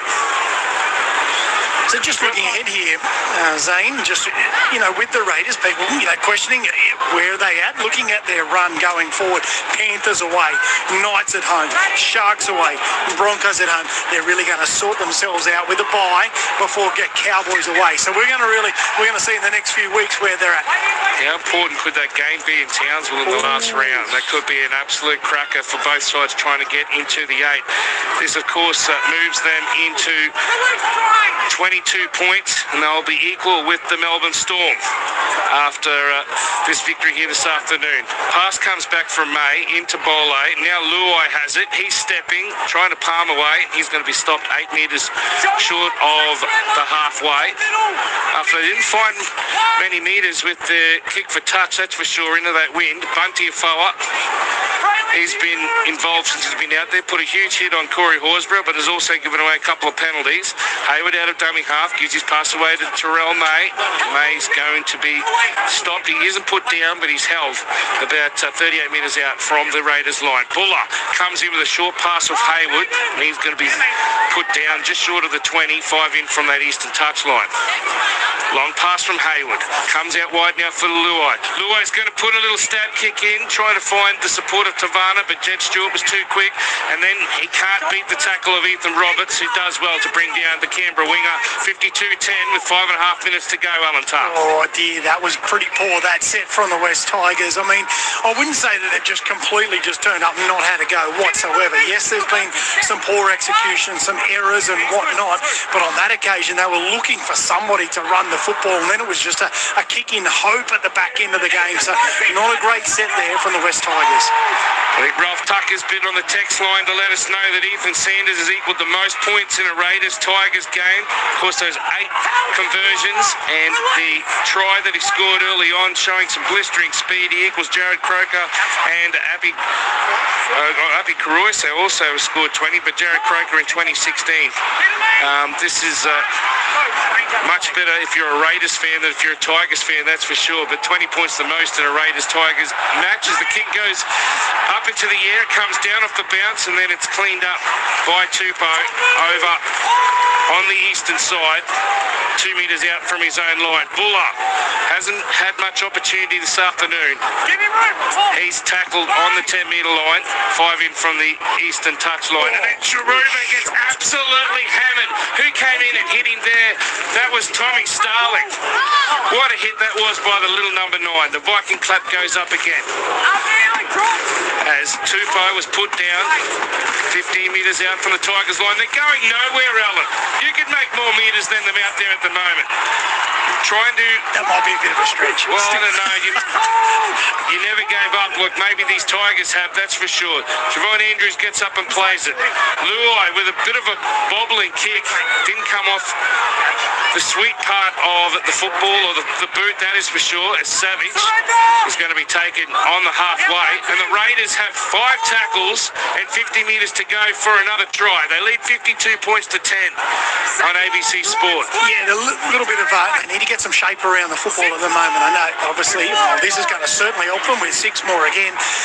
Look to get that speed. I think Dane Laurie, he might be in for a 4th. So Laurie already with 3 tries. As out of dummy half goes Brayley. Brayley's going to be stopped on the 20-metre line. Ricky Stewart implementing both hookers at the moment. In fact, dummy half now is Starling as he goes in and gives the pass to Tarpany. Tarpany's trying to get his offload away. Bunty Afoa came in with a swinging arm, but rule play on the 10-metre line. Starling, long pass out to Sanders. Sanders gives it now on to Timoko. Timoko! He bounces over. Was it all in one motion? The try is given, but did he propel the ball forward or did he just bounce over? That is the question that the bump will be asked. If it is a fair try, we go to 56, Alan Tongue, 56 to 10, 3 minutes left on ABC Sport. Yeah, it certainly looked like he had the momentum. The ball carrying arm, his elbow was certainly, it's touched the ground, so he needs to have that momentum. He's charging at the line. It doesn't look, it's just whether he promotes that arm. We've just got to keep an eye on that. We're looking to replay here now. He bounces along. I think there's enough momentum there. Well, his shoulder finishes inside the in goal, so I think that's a fair try. The bunker will have a look at it. Sully, I think you'd probably say it was a fair try as well. Yeah, definitely looked good from where I was. So his arm does come up, but there was momentum with his run. And we'll try confirmed very shortly. He did the Jai Arrow celebration as well. Great to see all the players supporting Jai Arrow. Saw some photos of him at the World Cup final this week. Bit of a bludger of a game that he went and saw, with, of course, Spain beating Argentina 1-0. Try confirmed here, Zane. There you go. So, Matthew McCaw goes in to score in the 77th minute, and the scoreline does extend out to Raiders 56, Tigers 10.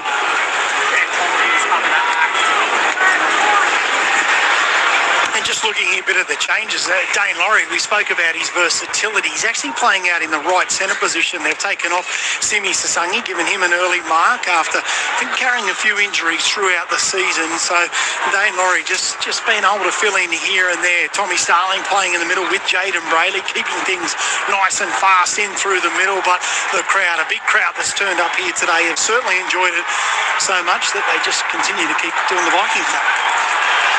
So the biggest scoreline by the Raiders over the West Tigers was 60-6 in 2016. Sanders comes in. That's not his best effort. It's his second miss for the afternoon. He's now got 8 from 10. And the scoreline remains 56 points to 10. So that's a 46-point ball game as opposed to a 54-point ball game back in April 23, 2016. 2 minutes left in this round 21 clash. As I keep saying, Bulldogs versus Warriors. That's 10th versus 3rd. Of course, the Warriors have the chance to go back to 2nd with a victory. That match starting at 5:30 with Andrew Moore, Luke Lewis and Michael Carianis, and of course Quentin Hull, Lachlan Coote and Laurie Spina, bringing us the nightcap up in Townsville in the Queensland Derby between the Broncos and the Cowboys. The Raiders looking for one last kill, leading 56-10.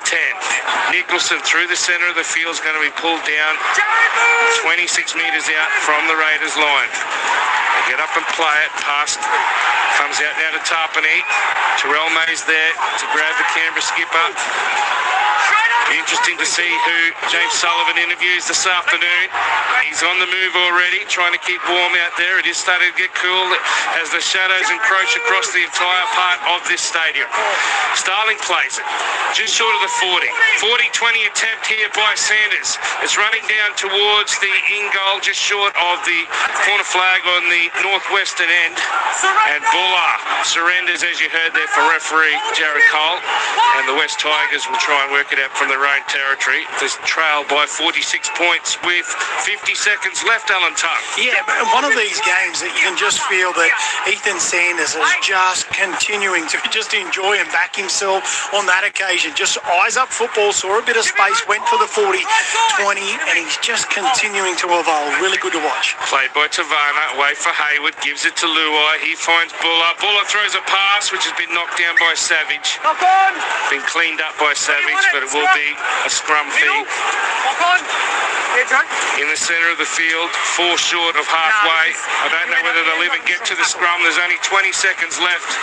This crowd has been thoroughly entertained. The Raiders have scored 10 tries to 2 this afternoon. I don't think they have any interest in trying to get an 11. In fact, it's the Tigers' scrum feed anyway. Buller to feed the scrum. As the siren sounds, Jared Cole says, that'll do. It's 4 straight wins for the Canberra Raiders. They are starting to build for a finals assault.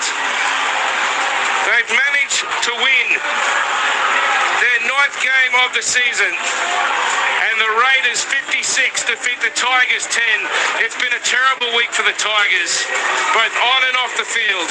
And you just wonder how much more pressure is going to come on Benji Marshall, particularly in light of this supposed meeting which is going to happen with Adam Dewey on Monday at Concord. Tries for Jet Stewart, he got 2 of them. Ethan Sanders, Ethan Strange, Kyo Weeks, Xavier Savage, Dane Laurie got a hat-trick, and Matt Timmercore the last of the tries for the Green Machine. 8 from 10 conversions for Ethan Sanders. Finishes with 20 points, as we mentioned. Equal best effort for points scored in these matches. Roberts scored in the 11th minute, and Tavana in the 36th for the Tigers. Happy Coruscant, just the one conversion. At halftime, it was 28 points to 10. At full-time, they've doubled the scoreline. The Raiders, 56, have defeated the West Tigers, 10 Alan Tongue. Yeah, just amazing win there in the end for the Canberra Raiders. At one point there, we just saw it just at the back end of the first half to the Tigers. They might just be a chance of getting back in with a good start to that second half, and Dane Laurie went bang, bang, bang. 3 tries, and it was never in doubt. So really, really solid win, but some bigger fish to fry around the corner. Panthers, Knights, but just I think we might go down to Sully. No, you're not going to get one just there at the moment. But the Panthers and Knights and Sharks coming just around the corner for the Canberra Raiders. For the Tigers, as you mentioned, a tough week, a really tough week. They've got the Eagles at home before a bye, so really, really important that they have a good look at themselves and see how they go. Down to you, Sully. Yeah, I'm down here with the bloke we all love, Corey Horsburgh. Big minutes and a well-deserved rest at the end, 4 in a row. Yeah, we're just playing the footy we know we can play, and just it's feeling good. Hopefully we can keep the momentum flowing next week. Yeah. And I think the big thing is the boys that came in today did a job. Dane grabbed 3. Obviously, no Hutto for the rest of the year, and only Paddy not there, but everybody that came on did a job. Yeah, it was similar last year, mate. We had a few injuries. Everyone did their job. And we know the team we have, mate, and obviously we haven't showed it a lot this year, but I think we're finding their feet now, and anything can happen, mate. Absolutely. Thanks for joining us, ABC Sport. Thank you. So there was I think one of the players of the match. Will be interesting to see what your 3, 2 and 1 votes are. Alan Tongue and Sully, you got someone else down there? Yeah, I've got Zach Hosking down here, and another man that got a well-deserved rest. Yeah, been a big few weeks, so yeah, a nice little early mark there for me. And as I just said to Corey, 4 in a row, and just the guys that came in did a job, but your form, you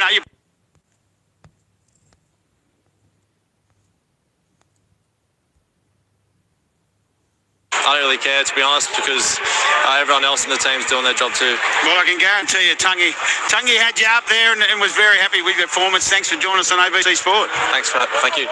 Yeah, so Zach Hosking, great performance by the Canberra Raiders. Their completion rate was 88% today, 56% possession. In the end, they managed to make 10 line breaks to 3, 31 tackle breaks to 23. And in terms of the defence, unfortunately for the West Tigers, 31 missed tackles today, including 8 errors. And in the end, they won the penalty count, 7-5, but that was the only thing they won here today. Alan Tongue, you're 3, 2 and 1 before we go back to Andrew Moore. Yeah, hang on, we'll go back down to Sully. I've got to get this bloke for Zane. I've got a happy birthday on Monday. You grabbed 3, and what a performance. Yeah, no, obviously it was good. Getting tries and that, but yeah, I'm happy the boys, we got the win, and yeah, we ripped in today, so yeah, you're like a hand in a glove at the moment in this squad. You're just fitting in where it belongs. Nah, just obviously Stick just tells me to go, and then just he puts belief into me and all the boys. So just want to go in there and just turn up for the boys, and yeah, be a player that everyone wants to play with. So yeah. Well, it's a great end to your birthday week. Well done. Thanks for joining us on ABC Sport. Appreciate it, bro. Let's go. Dane Laurie, what an afternoon it was for him.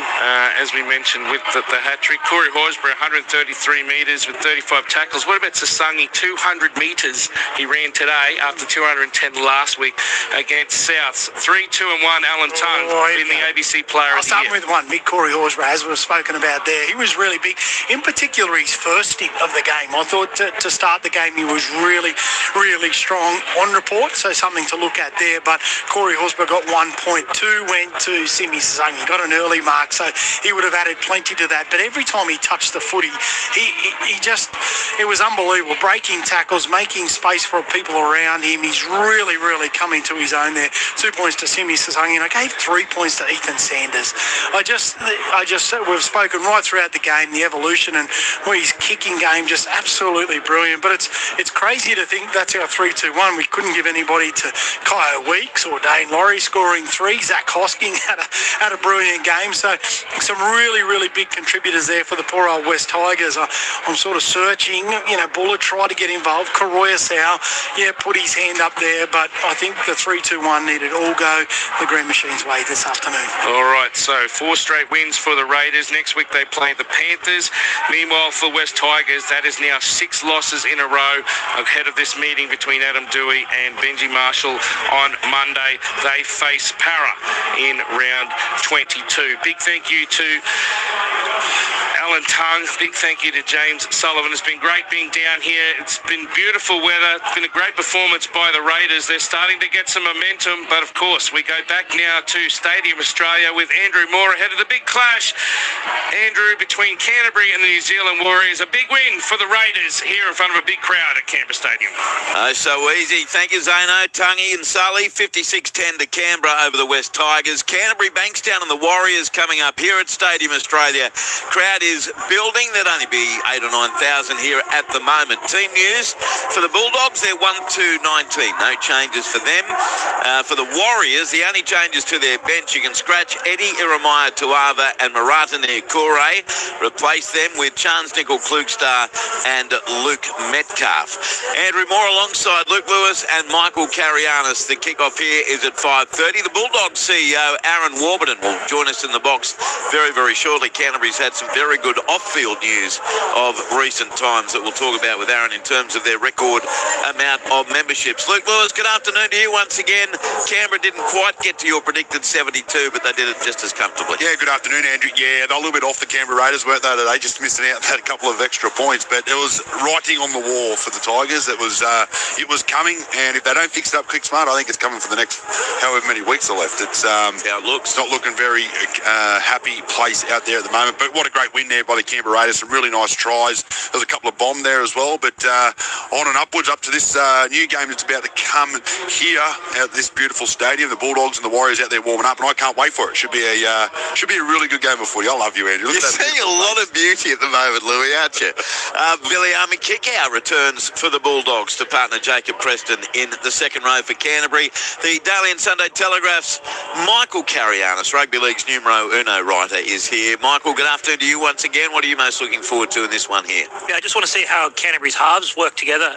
Andrew, we obviously saw Sean O'Sullivan do a really good job last week. Stephen Crichton didn't play, gets an opportunity back, and be interested to see how they go. What was in your mouth just then? Not much. A lot of saliva. I hadn't spoken for a little bit. Yeah, you're very quiet during the game. What was that about? Can't even flesh you. I thought you were keeping to yourself. You can give us a text before kick-off, 0467 920 222, 0467 920 222. Simply embarrassing from the Tigers. Feel sorry for their fans making the trip down the Hume. Great afternoon as a Raiders fan. Up the milk, says Molly from Canberra. We heard from you, Molly, before the game. So, yeah, great result for you and your Raiders. Mark says, as the CEO there with the team in Canberra, he has to show some strong leadership and go to the presser with Benji and take some heat off him. Has to happen. Well, Benji might have to take some heat off himself too, I've got to say, in fairness, Mark, because it seems like from what we're hearing, I don't like dealing in gossip, but from what we're hearing, a lot of what's going on there comes down to Benji and his communication with the players, and whether that comes to a head on Monday, I don't know. But this MC, as Louis alluded to, it's getting worse and worse. They've lost 6 in a row, and now they look like a team, frankly, that just don't give a damn. I think you asked me on Monday, was this rock bottom for the Tigers? I said, not yet. This was before the Adam Dewey situation. This was before they conceded another 50 points. They've been here plenty of times before, the West Tigers, and it's all too familiar surroundings for them, but it is rock bottom for them. Again, I think of their fans. I think of the games at Leichhardt and Campbelltown where they absolutely rock the joint. And even when they're getting beaten, they provide incredible atmosphere to games. This is a fan base that so desperately wants to basically explode with a team that's doing well, and yet as a club they just continue to shoot themselves and shoot themselves and shoot themselves. It's so disappointing for their fans. I wonder if the Dragons go on a little bit of a run over the next couple of weeks. Could they be having another spoon-off? No, but surely they're too far behind the Dragons. So West Tigers... There's only 3 games different. They're stuck on 18 points. Dragons are on 10.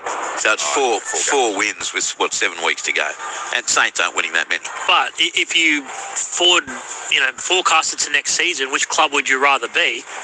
I'd rather be the Dragon. Oh, 100%. 100% you would be.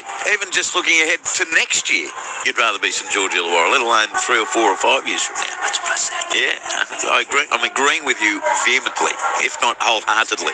0467 920 222. And someone said too, listening to the call, sounds like Dewey, not the only Tiger to not turn up today. Keep up the good work from Strani in Moree. You can keep the text coming on that number, 0467 920 222.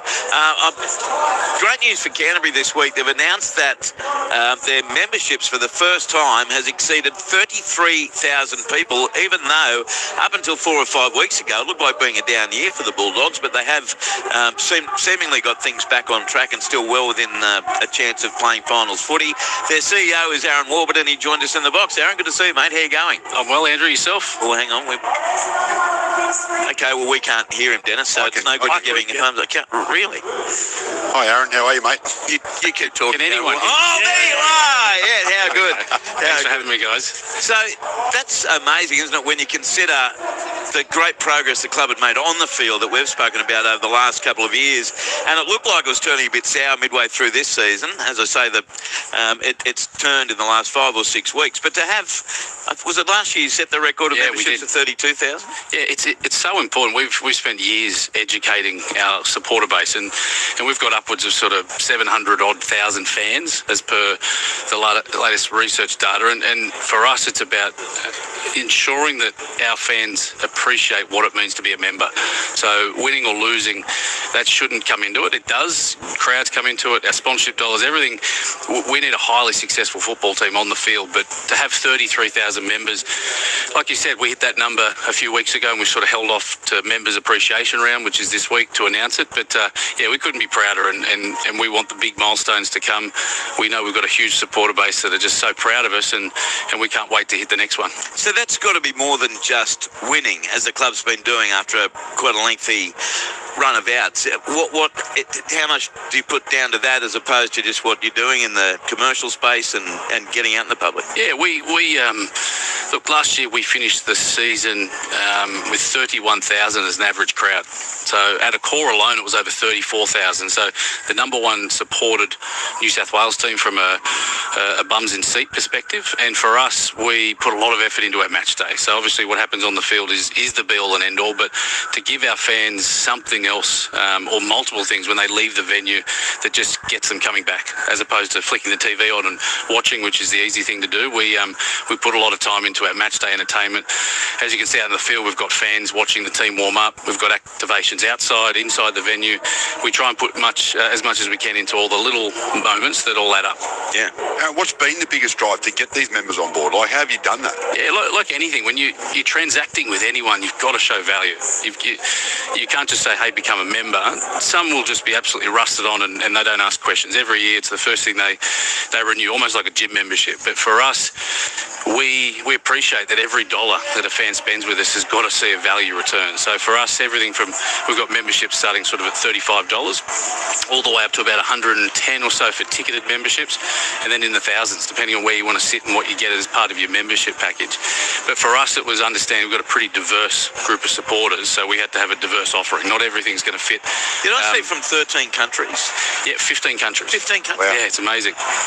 Expats to people that have just seen us, from a rugby perspective, and Vegas is a good example. We turned up and rugby was what we were being told we were, so we agreed and said, yep, but we're the team to support. Yeah.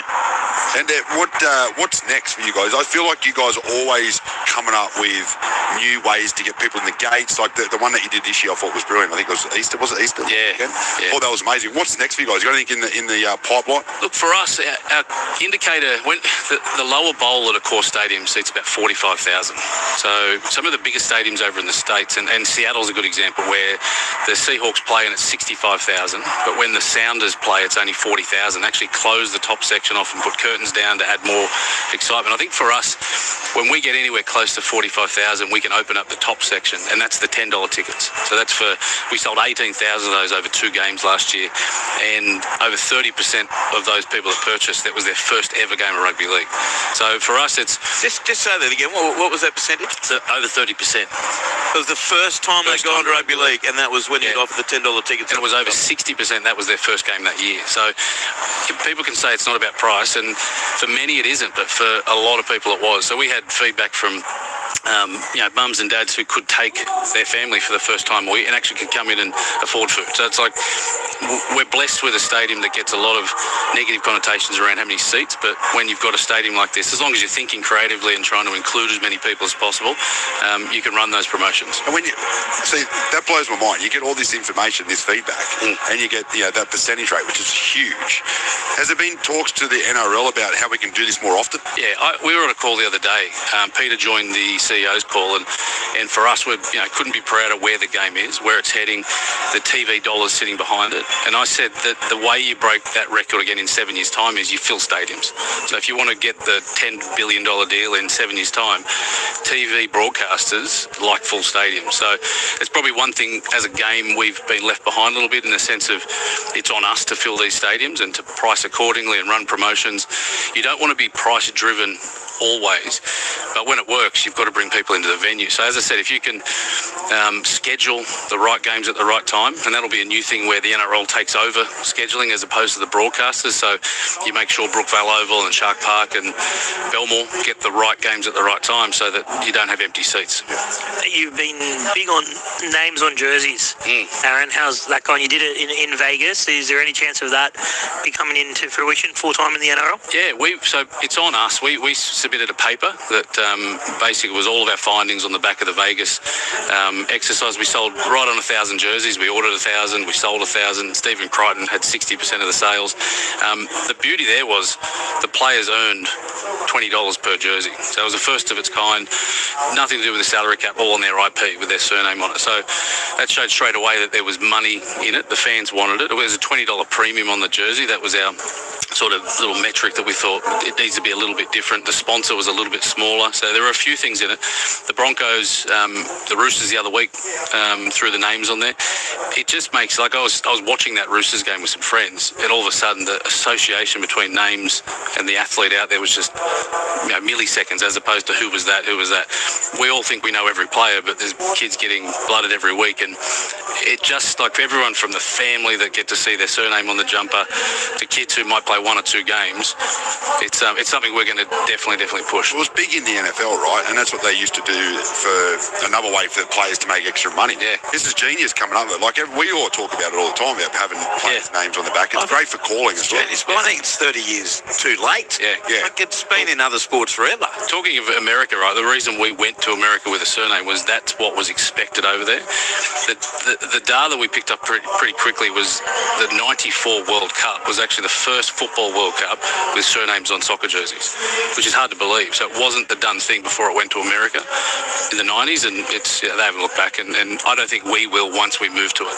Aaron, when you say you submitted a paper, who do you submit the paper to, and what's the reasoning behind it? I submitted it to Andrew and Clint. So from a player perspective, he's across it, and from Andrew, just to say it was really simple. It was beyond simple. So it confused gear stewards to fans to how we're going to buy it, and it was just simply us showing all the basically nuts and bolts behind it. For example, if you've got someone who wears a medium jersey and you order 6 jerseys for them for the year, you still order those 6 medium jerseys, you just sublimate their surname on it. And if they change numbers, you patch a different number like you would a normal jersey. So it was just debunking a few of those little we don't like change arguments, and we just went ABC, this is why it's pretty easy to do, and it's with the NRL now, but it doesn't stop us doing it or anyone doing it. The idea was that before the next CBA, it'd be something that would be either standardised or you could opt in or out of. So right, Stephen Crichton and his wife had a bub this morning. They did. And he's playing. Yesterday, yeah, timing was perfect, if it can ever be perfect, but he welcomed a little girl into the world yesterday, and so did Gordon. So and baby number 2 for me is arriving hopefully in around 2 weeks. Right. Cameron Serraldo in a month or so. Holy crap. It's all happening. Something in the water at Belmont. He's got 9 kids, hasn't he? Or 14. No. It's like that, He's got a few. How many does he really have now? No, legit, he's got like 9, I think. No. There's about 5. I should know 5, I think. Yeah, 9 legs. Maybe 10 legs. 6 coming. 6 coming, yeah. Okay. Yeah. Holy crap. I can't understand it. Can I just get you to draw the curtain back just for a moment? Yeah. You mentioned that at the moment it's up to clubs to promote individual games outside of the big events. So a game like this, for example, you're playing the Warriors, you've got a joint that holds 80,000. Yep. How much in advance for this individual game are you planning on whatever promotional activity you have with members or just fans in general? Yeah, so we identified this game as member appreciation. So there's a lot more engagement, and there generally is a lot regardless. So today's on overcharge. The game, generally they all go on sale as soon as we get them on sale. Like, I'm not a big fan of holding back games. If people are looking to plan, particularly travel in this instance, they want to know they can buy the ticket, they want the seat they want, and they can build everything else around it. Even travelling 40, 50 minutes in the car, you got to plan for that, right? It's not something on your doorstep, particularly in Sydney Olympic Park. So we, this game in particular, if you think of this one last year, we had 35,000 turn up to the Warriors game. Both teams sort of towards the pointy end. We'll get 20 odd, I reckon, today, maybe low 20s. I can look over there. The Warriors fans are making their way into the venue. But yeah, you want to have everything on sale. Particularly, we started in Vegas and then had the weekend off, then the bye. So we had a bit of a clunky start to the year where we prepared all off season and then had a 19-day break for our second game. So that was, and this stadium in particular, we don't really get access till about round 5 because of all the concerts that take place early in the year. So this is the 3rd Saturday in a row we've played at home. So that seems great on paper, but to have our fans locking in Saturday, many of them do. But interestingly, a fun fact is we average about 35% of our members turning up each game. So only 3.5 in 10 actually turn up, and that's about. How does that compare? It's pretty much smack bang on. The Eels game for King's birthday, we had over 60%, which is pretty good. And better than last year, funny enough. But it's people like their membership. They like knowing they've got their seat, and we encourage them. If you're not using it, make sure someone does. But that puts it in that less than 4 in 10 on average are turning up. So how important is it for the club, with whichever key indicators you want to discuss, is it to make finals footy? Like, how big a blow is it not to play finals, especially after the last couple of years? It's a blow. Yeah, no doubt. We've got a pretty resilient football club that we've been working really hard over the last 4 or 5 years, making sure that the foundations are strong, so that when you do have a few losses, it's okay. It's not the end of the world. I couldn't say that back in 21-22 where there was no end in sight. We were busy working behind the scenes on our pathways and what 3-4 years was going to look like, which is really difficult at the time because you want this long-term strategy, but you want to win on the weekend. So we had to get over that and just work hard behind the scenes. Now we had a huge year last year. So the numbers, as I mentioned, around the crowds, our merchandise program was off the chain. We sold 44,000 jerseys last year. The 21,000 through Bulldogs channels and the rest through your Peter Wins and Rebels and whatnot. Number 2 behind the Broncos in our merchandise program, number 2 behind the Broncos in crowd. So we had a really high bar last year, and we've won 5 of our last 7, which helps, but we've got 7 to go, and we really need to win 5 of our next 7 to be finishing a year commercially where we want it to be. So just finally, the Good Friday game last year was 65,000 plus. Yep. You had a huge crowd on the Monday public holiday against Parramatta as well last year. To me, if I was at a club, I'd be ringing you and saying, what's the secret? What do we do? Because every club has home games that they target for being, big occasions. Was that the case? Were you getting a lot of calls? A few were. Look, I understand a few may have been sort of negative and don't drop your price. The one thing, and I could talk stats all day, the key thing when we released those $10 tickets, so the Good Friday, 65, and then 59, almost 60,000 against the Eels. The talk all week was $10 tickets. How exciting, let's get it. We were selling just as many other categories because people were just talking about tickets. So there's something in that. There's something in, a journo throughout the week talking about